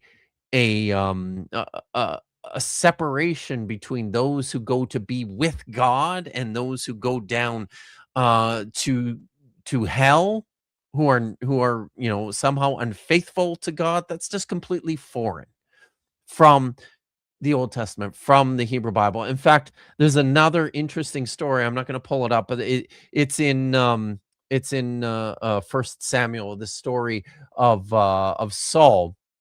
After Samuel has passed away and Saul is anxious about the Philistines, he feels like he needs to consult with Samuel to tell him what to do. But since Samuel is dead, he has to go and visit a diviner, a medium who's going to who talks to dead people, essentially. And she's going to intervene and communicate on his behalf to Samuel, so that Samuel can tell him what to do. And it's interesting in this story, it says that Samuel comes up from under the ground. And I reinforce this point. Within the biblical worldview, within the Hebrew Bible worldview, God, the gods lived up in the sky. You sent your sacrifices up you burn them because the smoke wafted up into the sky, because that's where the gods are. When people die, they go down under the earth, away from God, and that's everyone. And you can read. There's a whole pile of texts if you just look through the uses of this term Sheol in the Hebrew Bible. It's paralleled with the term board, which means the pit. You can see that in texts like Isaiah 38 verse 18 and Psalm 30 verse 4. It's also parallel to Mawet, which just means death. I want to read a little bit here from the Theological Dictionary of the Old Testament in its description of Sheol as a place. Like other people in antiquity, I'm just going to take, I did take the text off the screen. Like other people in antiquity, from the Greeks to the Babylonians, the Old Testament Israelites conceived the world of the dead as a great space in the depths, as an underworld. The spirits of the dead enter into the realm of darkness and silence that is closed off with locks and gates, and from which there is no return. Compare in this regard the Sumerian name of the realm of the dead, Kur-Nugia, or Akkadian, Erset Latari, land without return. Although there is neither activity nor consciousness there, as in Ecclesiastes 9:10, the dead do retain in a shadowy way the same form that they had at death or burial. Rank and class continue to be valid. Kings reign with the signs of their office. Warriors still wear their equipment, and the prophet his cloak. Those who are denied a proper burial must lie down on maggots and be covered with worms. The spirits of the dead who were uncircumcised and slain with the word, murdered or executed, receive a place commensurate with their inferior place of the corpse. I think this is part of the reason for the angst by a lot of the Hebrew writers at the thought of like a premature death, because that meant that your place within Sheol was less honorable than it would be if you died naturally and peacefully in your own bed, surrounded by your loved ones. Despite such distinctions, however, even the poetic portrayal of the excitement of the realm of the dead when the king of Babylon descends speaks about the equality of the spirits of the dead, all of whom are equally weak. The location of Sheol in the depths already becomes clear from the verbal expressions used to describe one's descent into it, in which almost always includes forms of yarad, to climb down or to descend. An even stronger expression is shafal in the Hifil, along with shalach, send far away. Similarly, nachat, together with apar in Job, to sink down. Other verbs of movement are used. The depth of Sheol is underscored by the addition of tachtit in Deuteronomy 32:22, the text that we just read. It's deep underneath, the lowest or the deepest depths of Sheol, but this is an actual place, right? Or through the expression imke Sheol, the depths of Sheol in Proverbs 9:18.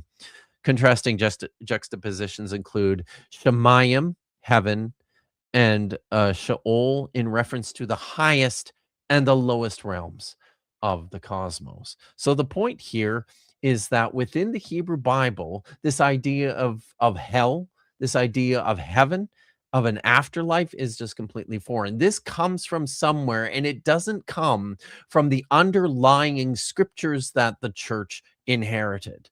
So where did it come from? Now, just gonna pull up. I've got a couple more super chats here. Hey, good to see you, Stephen. Yes, we're featuring Cross Bible today. Stephen says, I'm interviewing Dr. Gilad Zuckerman tomorrow on the history of Hebrew. That sounds exciting. I shall try to tune in, and I encourage everybody else to do so as well. Thank you, Prixie, for the $5 super chat. People still talk about hell like it's underground, but even believers would say it's not literally underground. How do they know it's not the same? How do you know it's not the same in the Old Testament? Because of some of these things that I pointed out.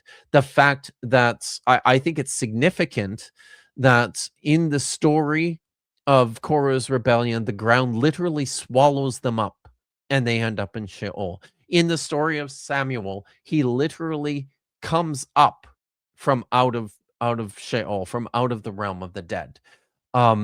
It's quite explicit, and there's no reason, especially relative to the comparative literature throughout the ancient Near East, because this was a widespread, a widely held idea almost everywhere, that this was an actual place that people actually went to when they died. Unless there's something else that I can see that it is understood metaphorically as such, I don't think there's any reason to accept that the Hebrews were any different from anybody else in antiquity, where the realm of the dead was located deep in the recesses of the earth under the ground. Trying to keep an eye on the time here, because in 15 minutes we're going to attempt to it's going to be wild, guys. We're going to attempt to join Ember's stream and to simulcast this at the same time. It's going to be crazy. I know it's yeah. So where did this idea of hell come from? Now, I already pointed out that the Greek translation of the word Sheol is Hades. And this is a word that is widely used throughout the Greek literature, again, to indicate the place of the dead. It's where the dead go, all the dead. It was at first associated, it was the name of the Greek god of death. But over time, it seems that it became just the name of the place where everybody went when they died. It's used prolifically throughout the later the later biblical literature and into the intertestamental literature, and always with this same sense that this is the place where everyone goes to sleep, well, goes when they die. They go to this dark, kind of depressing place called Hades or Sheol. Now, I think it's important to talk about these terms when it comes to the New Testament. The term Hades appears a few times in the New Testament. We've looked at a couple of these. It appears in Matthew chapter 16, verse 18, where it's contrasted with heaven. You either go to heaven or you go to Hades. In Matthew 11:23, which is paralleled in Luke chapter 10, verse 15. Significantly, it's the word that's used in Luke 16 for the place of torment where the rich man goes, as I mentioned already. And then again, it's used in Acts chapter 2, verses 27 to 31. But this is quoting Psalm chapter 16, verses 10 to 11. And then an interesting shift happens when you get to the book of Revelation. The word Hades is never used of the place as it is in Luke or as it is in the Septuagint. It's actually now used of, like, it's personified. It's this Greek god of death.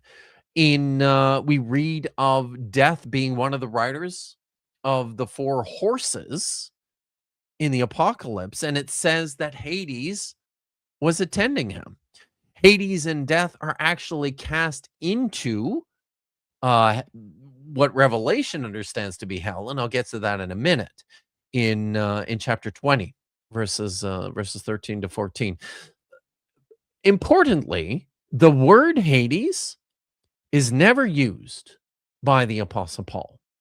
It's also never used in the book of John. It's never used in the oldest of the Gospels in Mark. And I think that's significant because I think one of the problems when it comes to understanding the concept of hell as it's developing in the early church, it's a terminological problem. And I think it's also a theological problem where early Christians had varying ideas, slightly different ideas of the same things. I don't think the writer of Mark had inherited this concept of the grave, of Sheol, in the same way that the Hebrew writers have presented it. Something has changed for him at the point in time at which he's writing. And for that, we need to understand this other term, Gehenna. The word Gehenna is used in the New Testament in Mark chapter 9, verses 43 to 47, which then is paralleled in Matthew chapter 18, verse 9. And this is the text we read earlier, right? This is where Jesus is telling you it's better for you to enter heaven maimed than to be cast into Gehenna. So what is this place and what is this term? So it's drawn from a Hebrew expression, Ge ben Hinnom, the valley of the sons of Hinnom. And we see this place mentioned in 2 Kings chapter 23, verse 10. It's paralleled in 2 Chronicles chapter 28, verses 3 and 33, verse 6. Jeremiah talks about this quite a bit in Jeremiah chapter 7, verses 31 to 32, and chapter 19, verse 6, and 32, verse 35. And it's presented in these texts as the place where there was erected this ritual shrine identified by the Old Testament writers as a Tophet. And this was widely understood to be a place where child sacrifice occurred. It says that it is the place where Judean kings and disgraceful people literally passed their sons and their daughters through the fire. It's a place where they burned infants. The thinking used to be that these rituals were performed to satisfy the god Molech. I think that the tide in that way of thinking is changing. It seems that these were places erected for the worship of Yahweh. Children were passed through the fire as offerings to Yahweh in these Lamok offerings, in these child sacrifice rituals. And we see some evidence of that from other places around the Mediterranean, by Punic and Aegean centers of worship, where they did the same sorts of things and used the same terms. I'm going to pull the text up here again and just show you Jeremiah chapter 7 and what this says here about it. I hope everyone's having a good time. Like I said, I'm just not at all focused on the chat. It's a lot of work for me, as you can tell. So Jeremiah chapter 7. I've touched on this text a lot of times, in part because it's this very interesting text about child sacrifice. It takes place within a large section that's been added to the book of Jeremiah, and for which we have manuscript evidence for in the Dead Sea Scrolls. It's in one of the most fascinating manuscripts found in the Dead Sea Scrolls. That's 4Q70 or 4Q Jeremiah A as a secondary edition. Starting in verse 30, for the people of Judah have done evil in my sight, says Yahweh. They have set their abominations in the house that is called by my name, defiling it. And they go on building the high places of Tophet, which is in the valley of the son of Hinnom, that is the Geh B'nai Hinnom, to burn their sons and their daughters in the fire which I did not command, nor did it come into my mind. Therefore the days are surely coming, says Yahweh, when it will no more be called Tophet, or the valley of the Geh B'nai Hinnom, but the valley of slaughter. For they will bury in Tophet until there is no more room. The corpses of this people will be food for the birds of the air and for animals of the earth, and no one will frighten them away. And I will bring to an end the sound of mirth and gladness, the voice of the bride and the bridegroom in the cities of Judah and the streets of Jerusalem, for the land shall become a waste. So what's happening here? I didn't even put the text on the screen. My apologies for that. So what's happening here in his description of these Tophet team, these Tophetot, sorry, it's a feminine verb noun, in the valley of the sons of Hinnom. This is the place where the dead bodies of those who were killed during the siege of Jerusalem and the conquest of the city by the Babylonians. This is where all the bodies ended up, in this valley, and it took on this notorious characteristic of this terrible place of death and slaughter. And it seems that at some point along the way, too, it probably at the time of the actual destruction of Jerusalem, they ended up having to burn all the corpses that were in the valley, and it probably was a terrible sight. It probably smelled awful, but these flames of death came to be associated with this place. It came the valley of Hinnom, the Geh Hinnom, Gehenna, came to be associated with this place of total slaughter and death as a result of the infractions of the people. And this got picked up much later in time by apocalyptic writers in the Second Temple period. We see this most notably in texts like in First Enoch. First Enoch doesn't actually identify the valley as the Geh Hinnom, as the valley of Hinnom, of the sons of Hinnom, but it calls it the accursed valley. So this is from First Enoch chapter 27. This is from the Book of the Watchers, which is the oldest part of the Book of Enoch, which might date as far back as the 3rd century BCE. It says, at that moment, for what purpose does this blessed land, entirely filled with trees, have in the midst of this accursed valley? He's talking here about Gehenna, the valley of the sons of Hinnom. Then Uriel, one of the holy angels who was with me, answered me and said to me, the accursed valley is for those accursed forever. Here will gather together all those accursed one, those who speak with their mouth unbecoming words against the Lord and utter hard words concerning his glory. Here shall they be gathered together, and here shall their judgment in the last days be. There will be upon them the spectacle of the righteous judgment in the presence of the righteous forever. The merciful will bless the Lord of glory, the eternal King, all the day. In the days of the judgment, the accursed, the merciful, shall bless him for the mercy with which he bestowed on them. At that moment, I blessed the Lord of glory, and I gave him the praise that befits him. Let's move on here to chapter 54. Then I looked, let's just make sure I get the verses right here. It's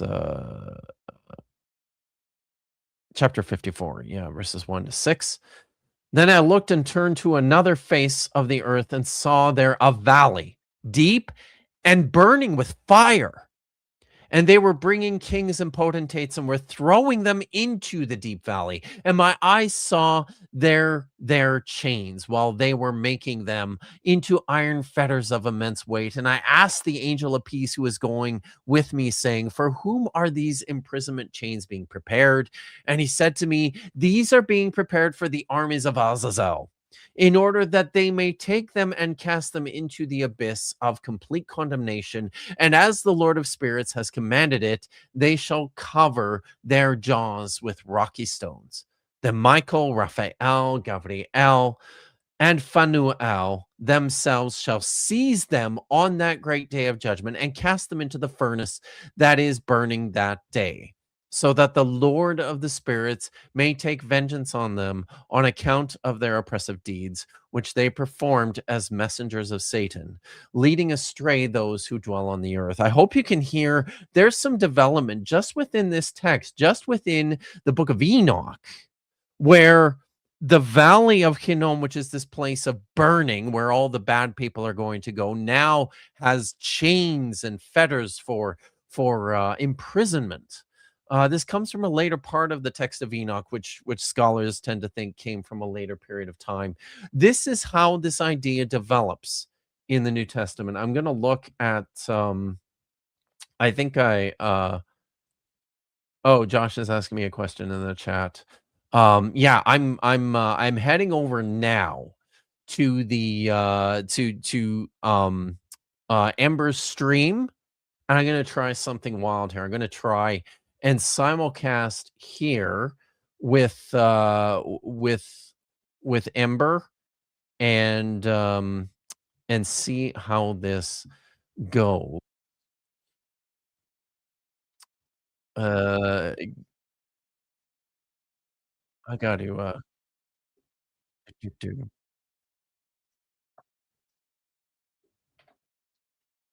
My apologies here for a second while I get this sorted out. All right. Is there a way I can? All right, I'm gonna turn the volume down there for a second, and we're going to head over to the other stream shortly. But I hope that you can hear what's going on in these texts. There is a clear sense. I should probably send Josh a text here to let him know that I'm waiting backstage.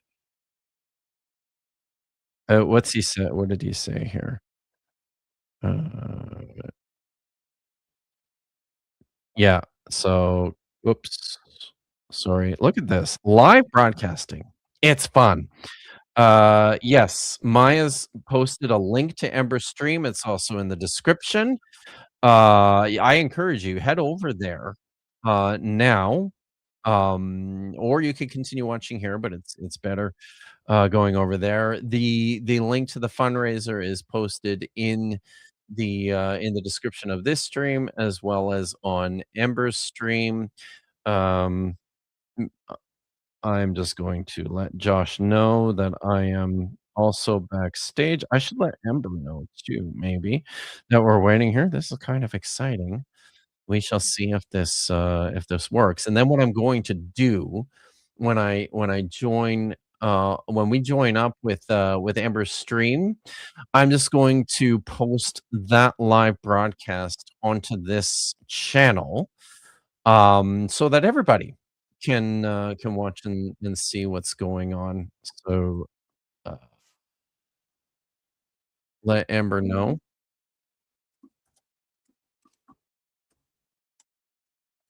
So, and we'll see. We shall see what happens here.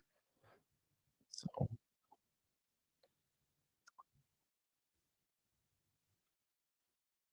I think I'm gonna bring this up right now, and we'll see you guys uh, over there. Oh, not that one. Oh shoot, I closed the wrong tab. Give me a second. I need to pull up the right tab. Um,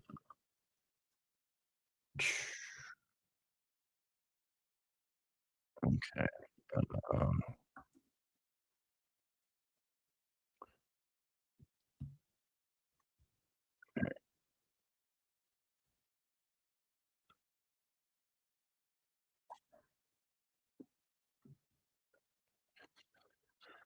all right. I'm okay. I think I got this sorted out, and I'm just gonna share this now. And we will see all of you guys over there. Let's make that full screen. There we go. I'm gonna drop the chat too. There, that's better. Okay. We have At we the have stage. Hey, new look, folks. Hello. we're live. We all You made did it. things. You did the magic, and you made it That's- work somehow. Wow. At the Oh, stage. that- Hey, look, I am. We're Just live. We all made it. Pulling this up. There we go. Wow. We're actually I fairly am recent at the just Amber transporter said bit. she would take care of it. pulling I this was just up. like, There we okay. go. Okay. Kip is multitasking, and we're doing. I am experiments. multitasking, but I am here now. How is everyone? It's all right. We're surviving anyway, and we'd like to keep HELen surviving. But before we delve into this, I'll keep the tradition going. For anybody, all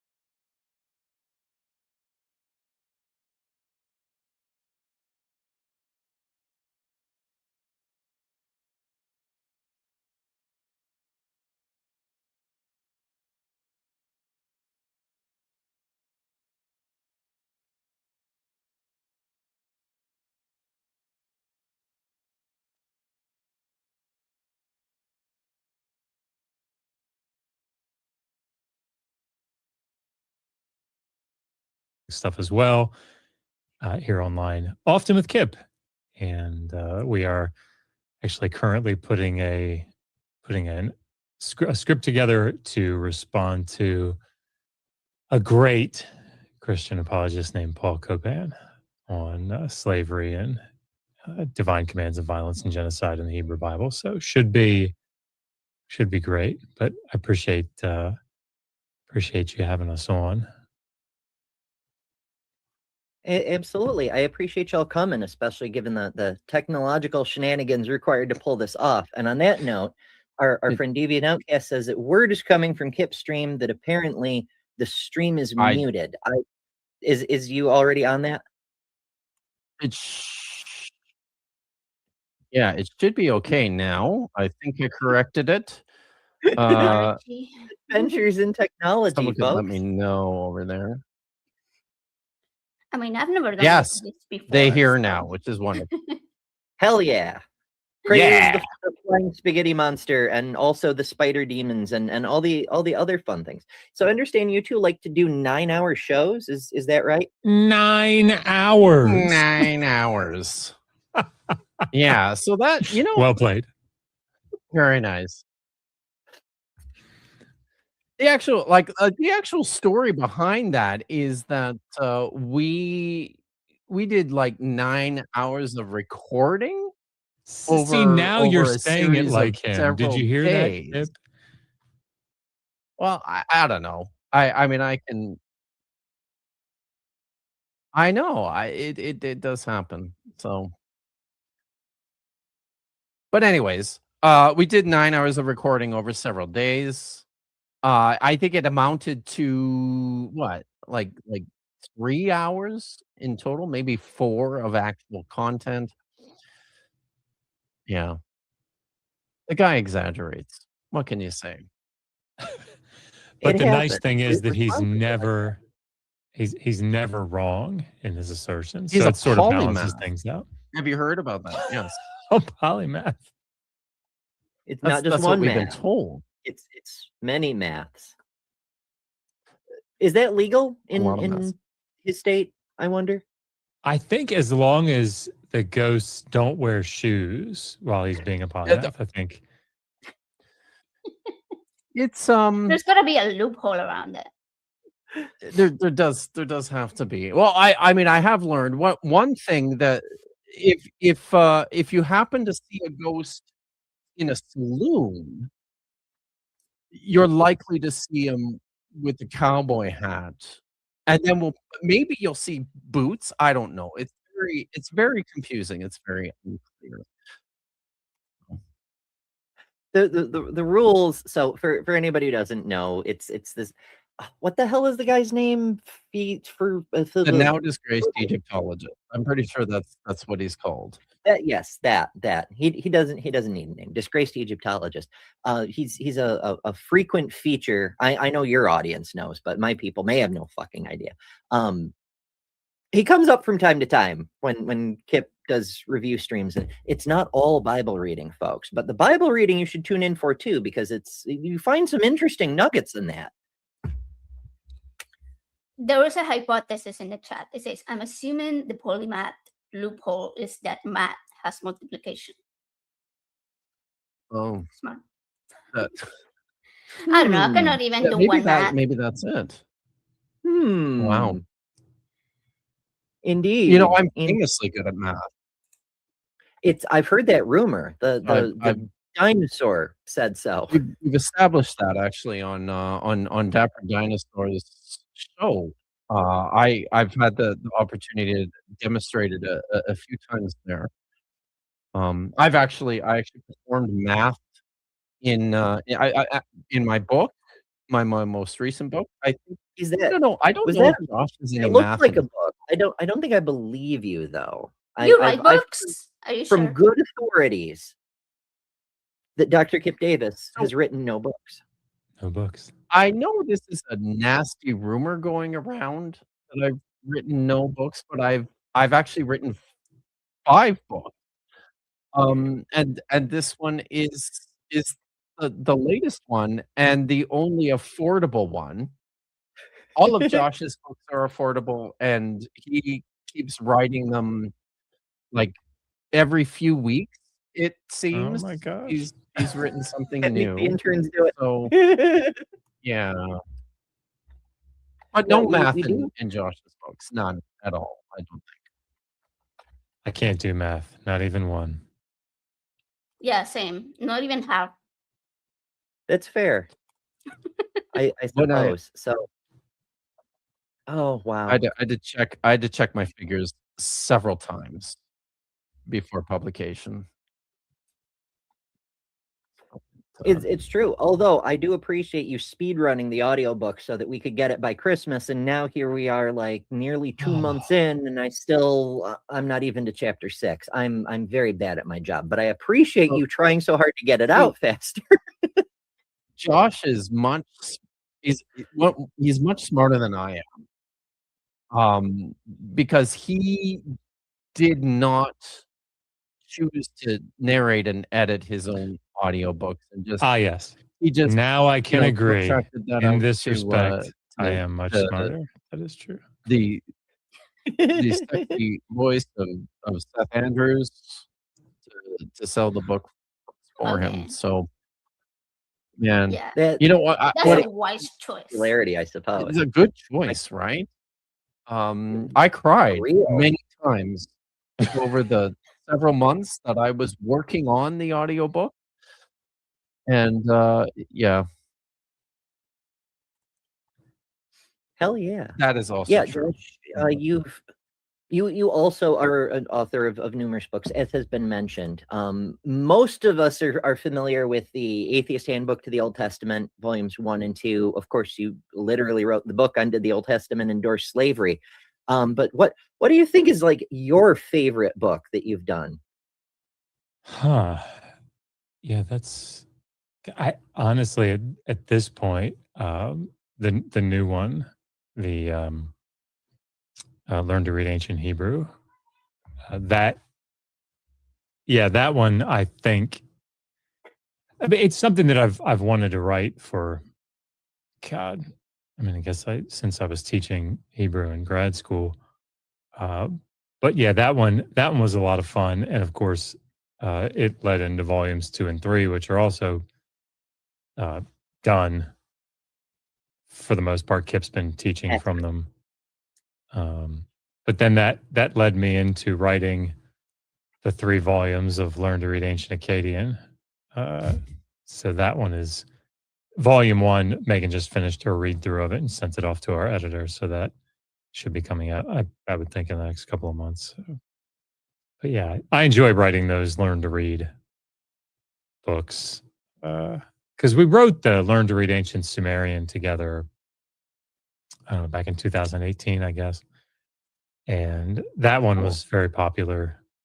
I definitely need to check that one out. I love Sumerian myths. That's like one of my favorites. Yeah, I think the reason that I like them so much is, and Kip, please disagree with me if you think this is incorrect, but I feel like the goal is to take very complex linguistic issues and concepts and distill them down in such a way that somebody who has never taken a foreign language course can like pick it up and read it. So like we've had a lot of people learn Sumerian using that book. In fact, I think I have to check the numbers, I guess, and since my math isn't so great, I might be wrong when I check it, but I think the Sumerian books are our best sellers of all the books that I've written. No kidding, eh? It's pretty cool. That's really neat. Now, I do have another burning question. Of course, I've spoken with both of you at different times. It's been a couple of years, Dr. Josh, but still, I haven't had you together, and you two are kind of an infamous duo, to the point that Kip actually passed along your invitation for the stream. How did you two find each other? Well, that's a good question. I don't remember. I think I emailed Josh and Megan years and years ago. Maybe I emailed Megan, which is why you wouldn't have remembered. It's not because the it was MS just that the keeps digital me from not remembering. Yeah, That it keeps was me just from the remembering. digital Hammurabi email, right? And, it was after so I was watching Josh and Megan on YouTube for a while before I started making my own public content. I started the YouTube channel as a place to upload, like, video lectures for my students when I did the directed studies for courses that I was teaching. And then when I ventured into making a couple of my own videos, I was like and I was an admirer, and I sent pretty sure I sent an email and said, "Hey, I'm a big fan, and I made this video, and I mentioned you and your stuff, and I probably taken" and so, "Oh, wow, that's very nice." But then Josh and I met for the first time actually on a panel at, Myth Vision years back. Man, I don't And then, remember any of that. really? I'd say I'm not at all surprised. I'm not surprised. shut up. The first memory that I have of you was looking at your CV and going, "Holy Really? shit!" Yeah, because I was like, "Oh my god, Megan! Like, I know this guy." Let's be friends. Yeah. Very So kind. no, I was. Okay. Yeah, you should. Capture And him then like a Pokemon. we just people- I don't know, If people haven't seen Kip's CV, like, pick it up. It's pretty impressive. it hasn't been updated in a little while, And but, it's still impressive, even in its non-updated form. I'm blushing behind the hair here.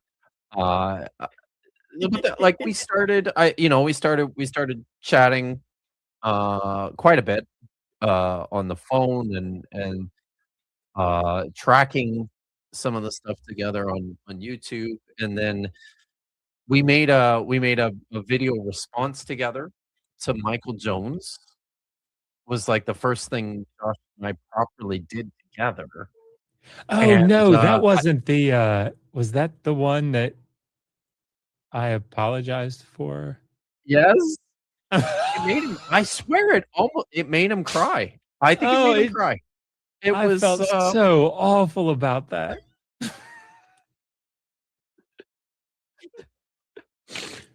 Do y'all remember that? It was what was it about? I don't even remember. Was it a Pentateuch? later he was responding to, it was about Genesis, right? Like, it was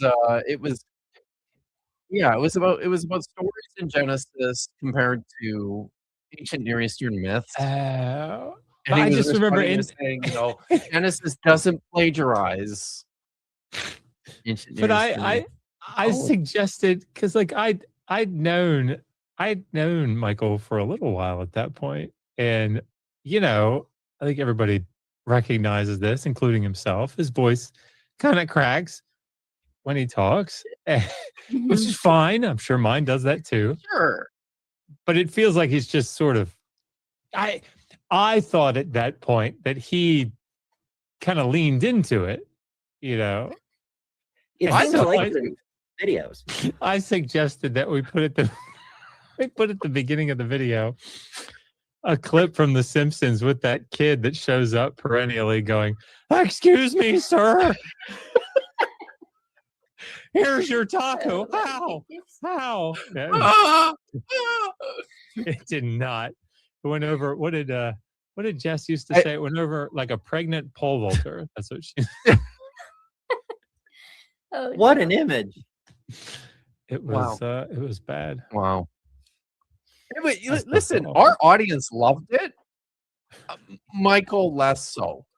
And That's not fair. But also, considering in the last few months, at least since September 11th of this past year, he's decided to throw in with the Christian nationalists, or properly put, nationalist Christians, because they are Nazis. Fuck them. Yeah, That is I sort of Fair feel assessment. less bad about it now. that's pretty good. Yeah. I mean, I But, guess Josh apologized, and that was it was a part one of two parts. video, and we both felt bad enough about it that we never even did part Oh 2. my I God, think I that's still have a right. script somewhere, actually. It was like Oh wow. 3 I or 4 years remember ago that. now. We didn't do it because I felt so Could cancel Lost the episode. series. Yeah. Oh my God. Yeah. I'm in the wrong Wow. business, I think. I probably We ought to. all are, honestly. It's a I'm good not tough script. enough to be out here. Just not. So we Well, were you know. the second video. I need to tell people this because one of the great things about looking at the relationship between like ancient Near Eastern mythology and some of the stories in Genesis is that there's so many subtle little connections between these texts that lots of people just won't even catch them most of the time unless you really, really know the literature. And Josh and I spent an inordinate amount of time thinking about how this works in the modern world. And in the first video, we used as like an example, there's Josh and I are both big Seinfeld fans, and there was these a couple of my favorite episodes of Seinfeld are the ones with Keith Hernandez in it, and they came out at the same time that what's his name? Is it Oliver Stone's movie JFK came out, and what's the name of the guy who played Newman? I call him Dwight. Okay, you know the guy. I know you don't know. His last name is Knight, but he plays a part in the JFK movie too. And Seinfeld, they did this whole thing, like built on Oliver Stone's movie. If you'd never seen the movies, you would never know it. Like you wouldn't pick up on half the jokes, and the jokes are super funny because they presume your knowledge. So like that's kind of how it works with this ancient literature. For the second video, we were gonna try and do something with Joan Jett's "I Love Rock and Roll" and Eminem's what's the song, Josh? Remind me. Remind me. Yeah. You know, every Well, time we talk about that, because I give that example so often, and Yeah. every time, like without fail, a comment will show up afterwards saying, it's not actually Joan Jett's song. She got it from, and I never, even though I've seen the comment like 800 times, I still don't remember where the song originally came from. Well, that's the best way to get engagement on knows? anything is to be wrong about an insignificant detail on the internet. You will get comments for days. Right. Oh, gosh. Yep. In fact, we should probably make a point of doing that to get more attention on the fundraiser, because fundraising is what we're doing. Now, There's Kip, 2 I more don't know if you donations. had the link for the actual fundraiser thing. I assume one of your mods got it. Hopefully so. If not, folks who are watching, it's pinned in the chat over here. So feel And in free to my come chat as grab it. well. Okay, sweet. But yeah, we're trying to do a fundraiser for our friend HELen. I probably said this when y'all first came in, but she's had some medical issues, like issues that require surgery, major surgery. It's not my story to tell, but very painful. It's stuff that I've had to do myself, and it really, really sucks.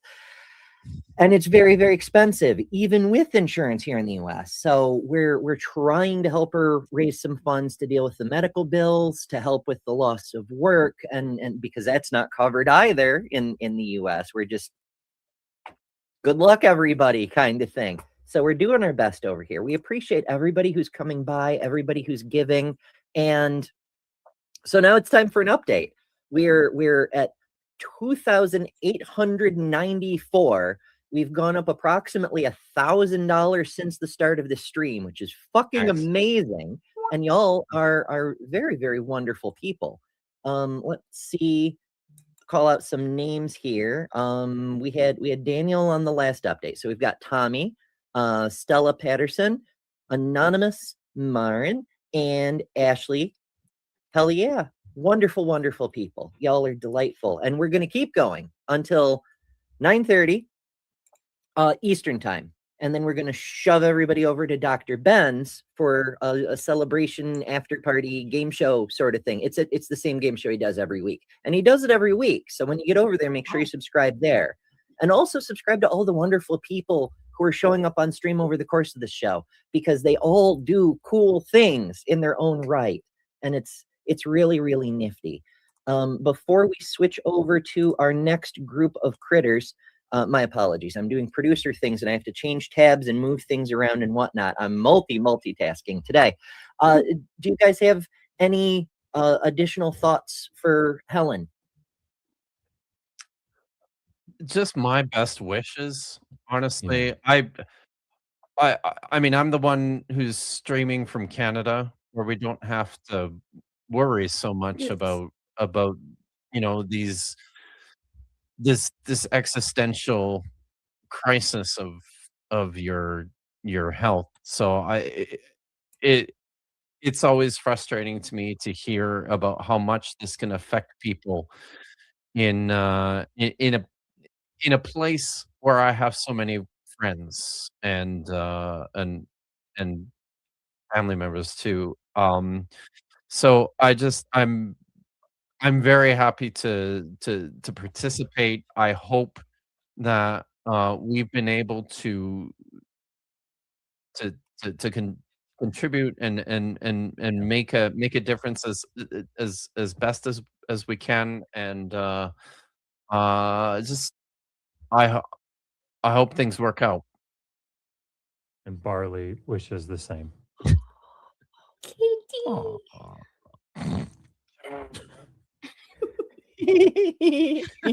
He's attached. Oh my goodness. Alrighty. Well, thank you both so much for coming over. you. It's one of my favorite things to hang out with scholars, and I realize we spent a lot of time dunking on Mike Jones, but that's fun too. I hope to catch Always you fun. both again soon. But for right now, we have another person who could not be with us tonight who wanted to share some thoughts. And when we come back, we're going to have another group of friends to hang out with. So stay tuned, folks. Hello, my name is Kelly, the Detroit Atheist Queen. And within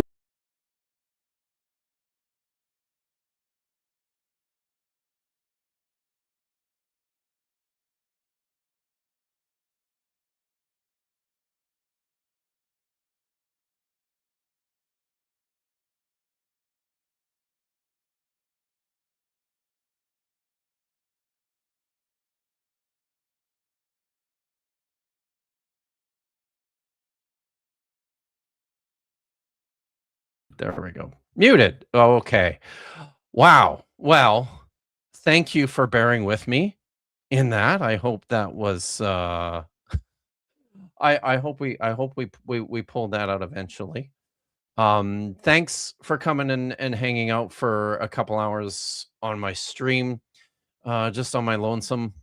It was fun, honestly, streaming again by myself, something that I haven't done for a long time. I did get another super chat here from Chrissy.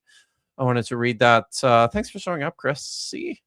Pedantry is what falsely passes for intellectualism in spaces where people are too lazy to have meaningful thoughts, i.e., the internet. Yeah, you know what? That's true, and that's insightful. So, excellent. Well, I am going to need to shut this down because I have another stream to get to. I've got to go and join in on another episode of Star Trek Endurance. I encourage you guys, because you know what, the dinosaur will be fine without you. I encourage you guys to go and hang out in Ember's fundraiser for HELen. After I shut things down, the stream is set to redirect everyone there. So tomorrow, I will be back on Dapper Dinosaur's channel for another episode of Dapper Reacts, and that one will also be Vishless. So we'll see how it goes. But yeah, then I'll be back again next week on Thursday for another episode of Kiriati Breach, and we'll do something again on Friday. I haven't figured out exactly what yet, but it's Friday night. Look after yourselves. Be good. Stay out of trouble. And as always, right? Looking for an outro here. I'm so good at finding these. As always, hot take file.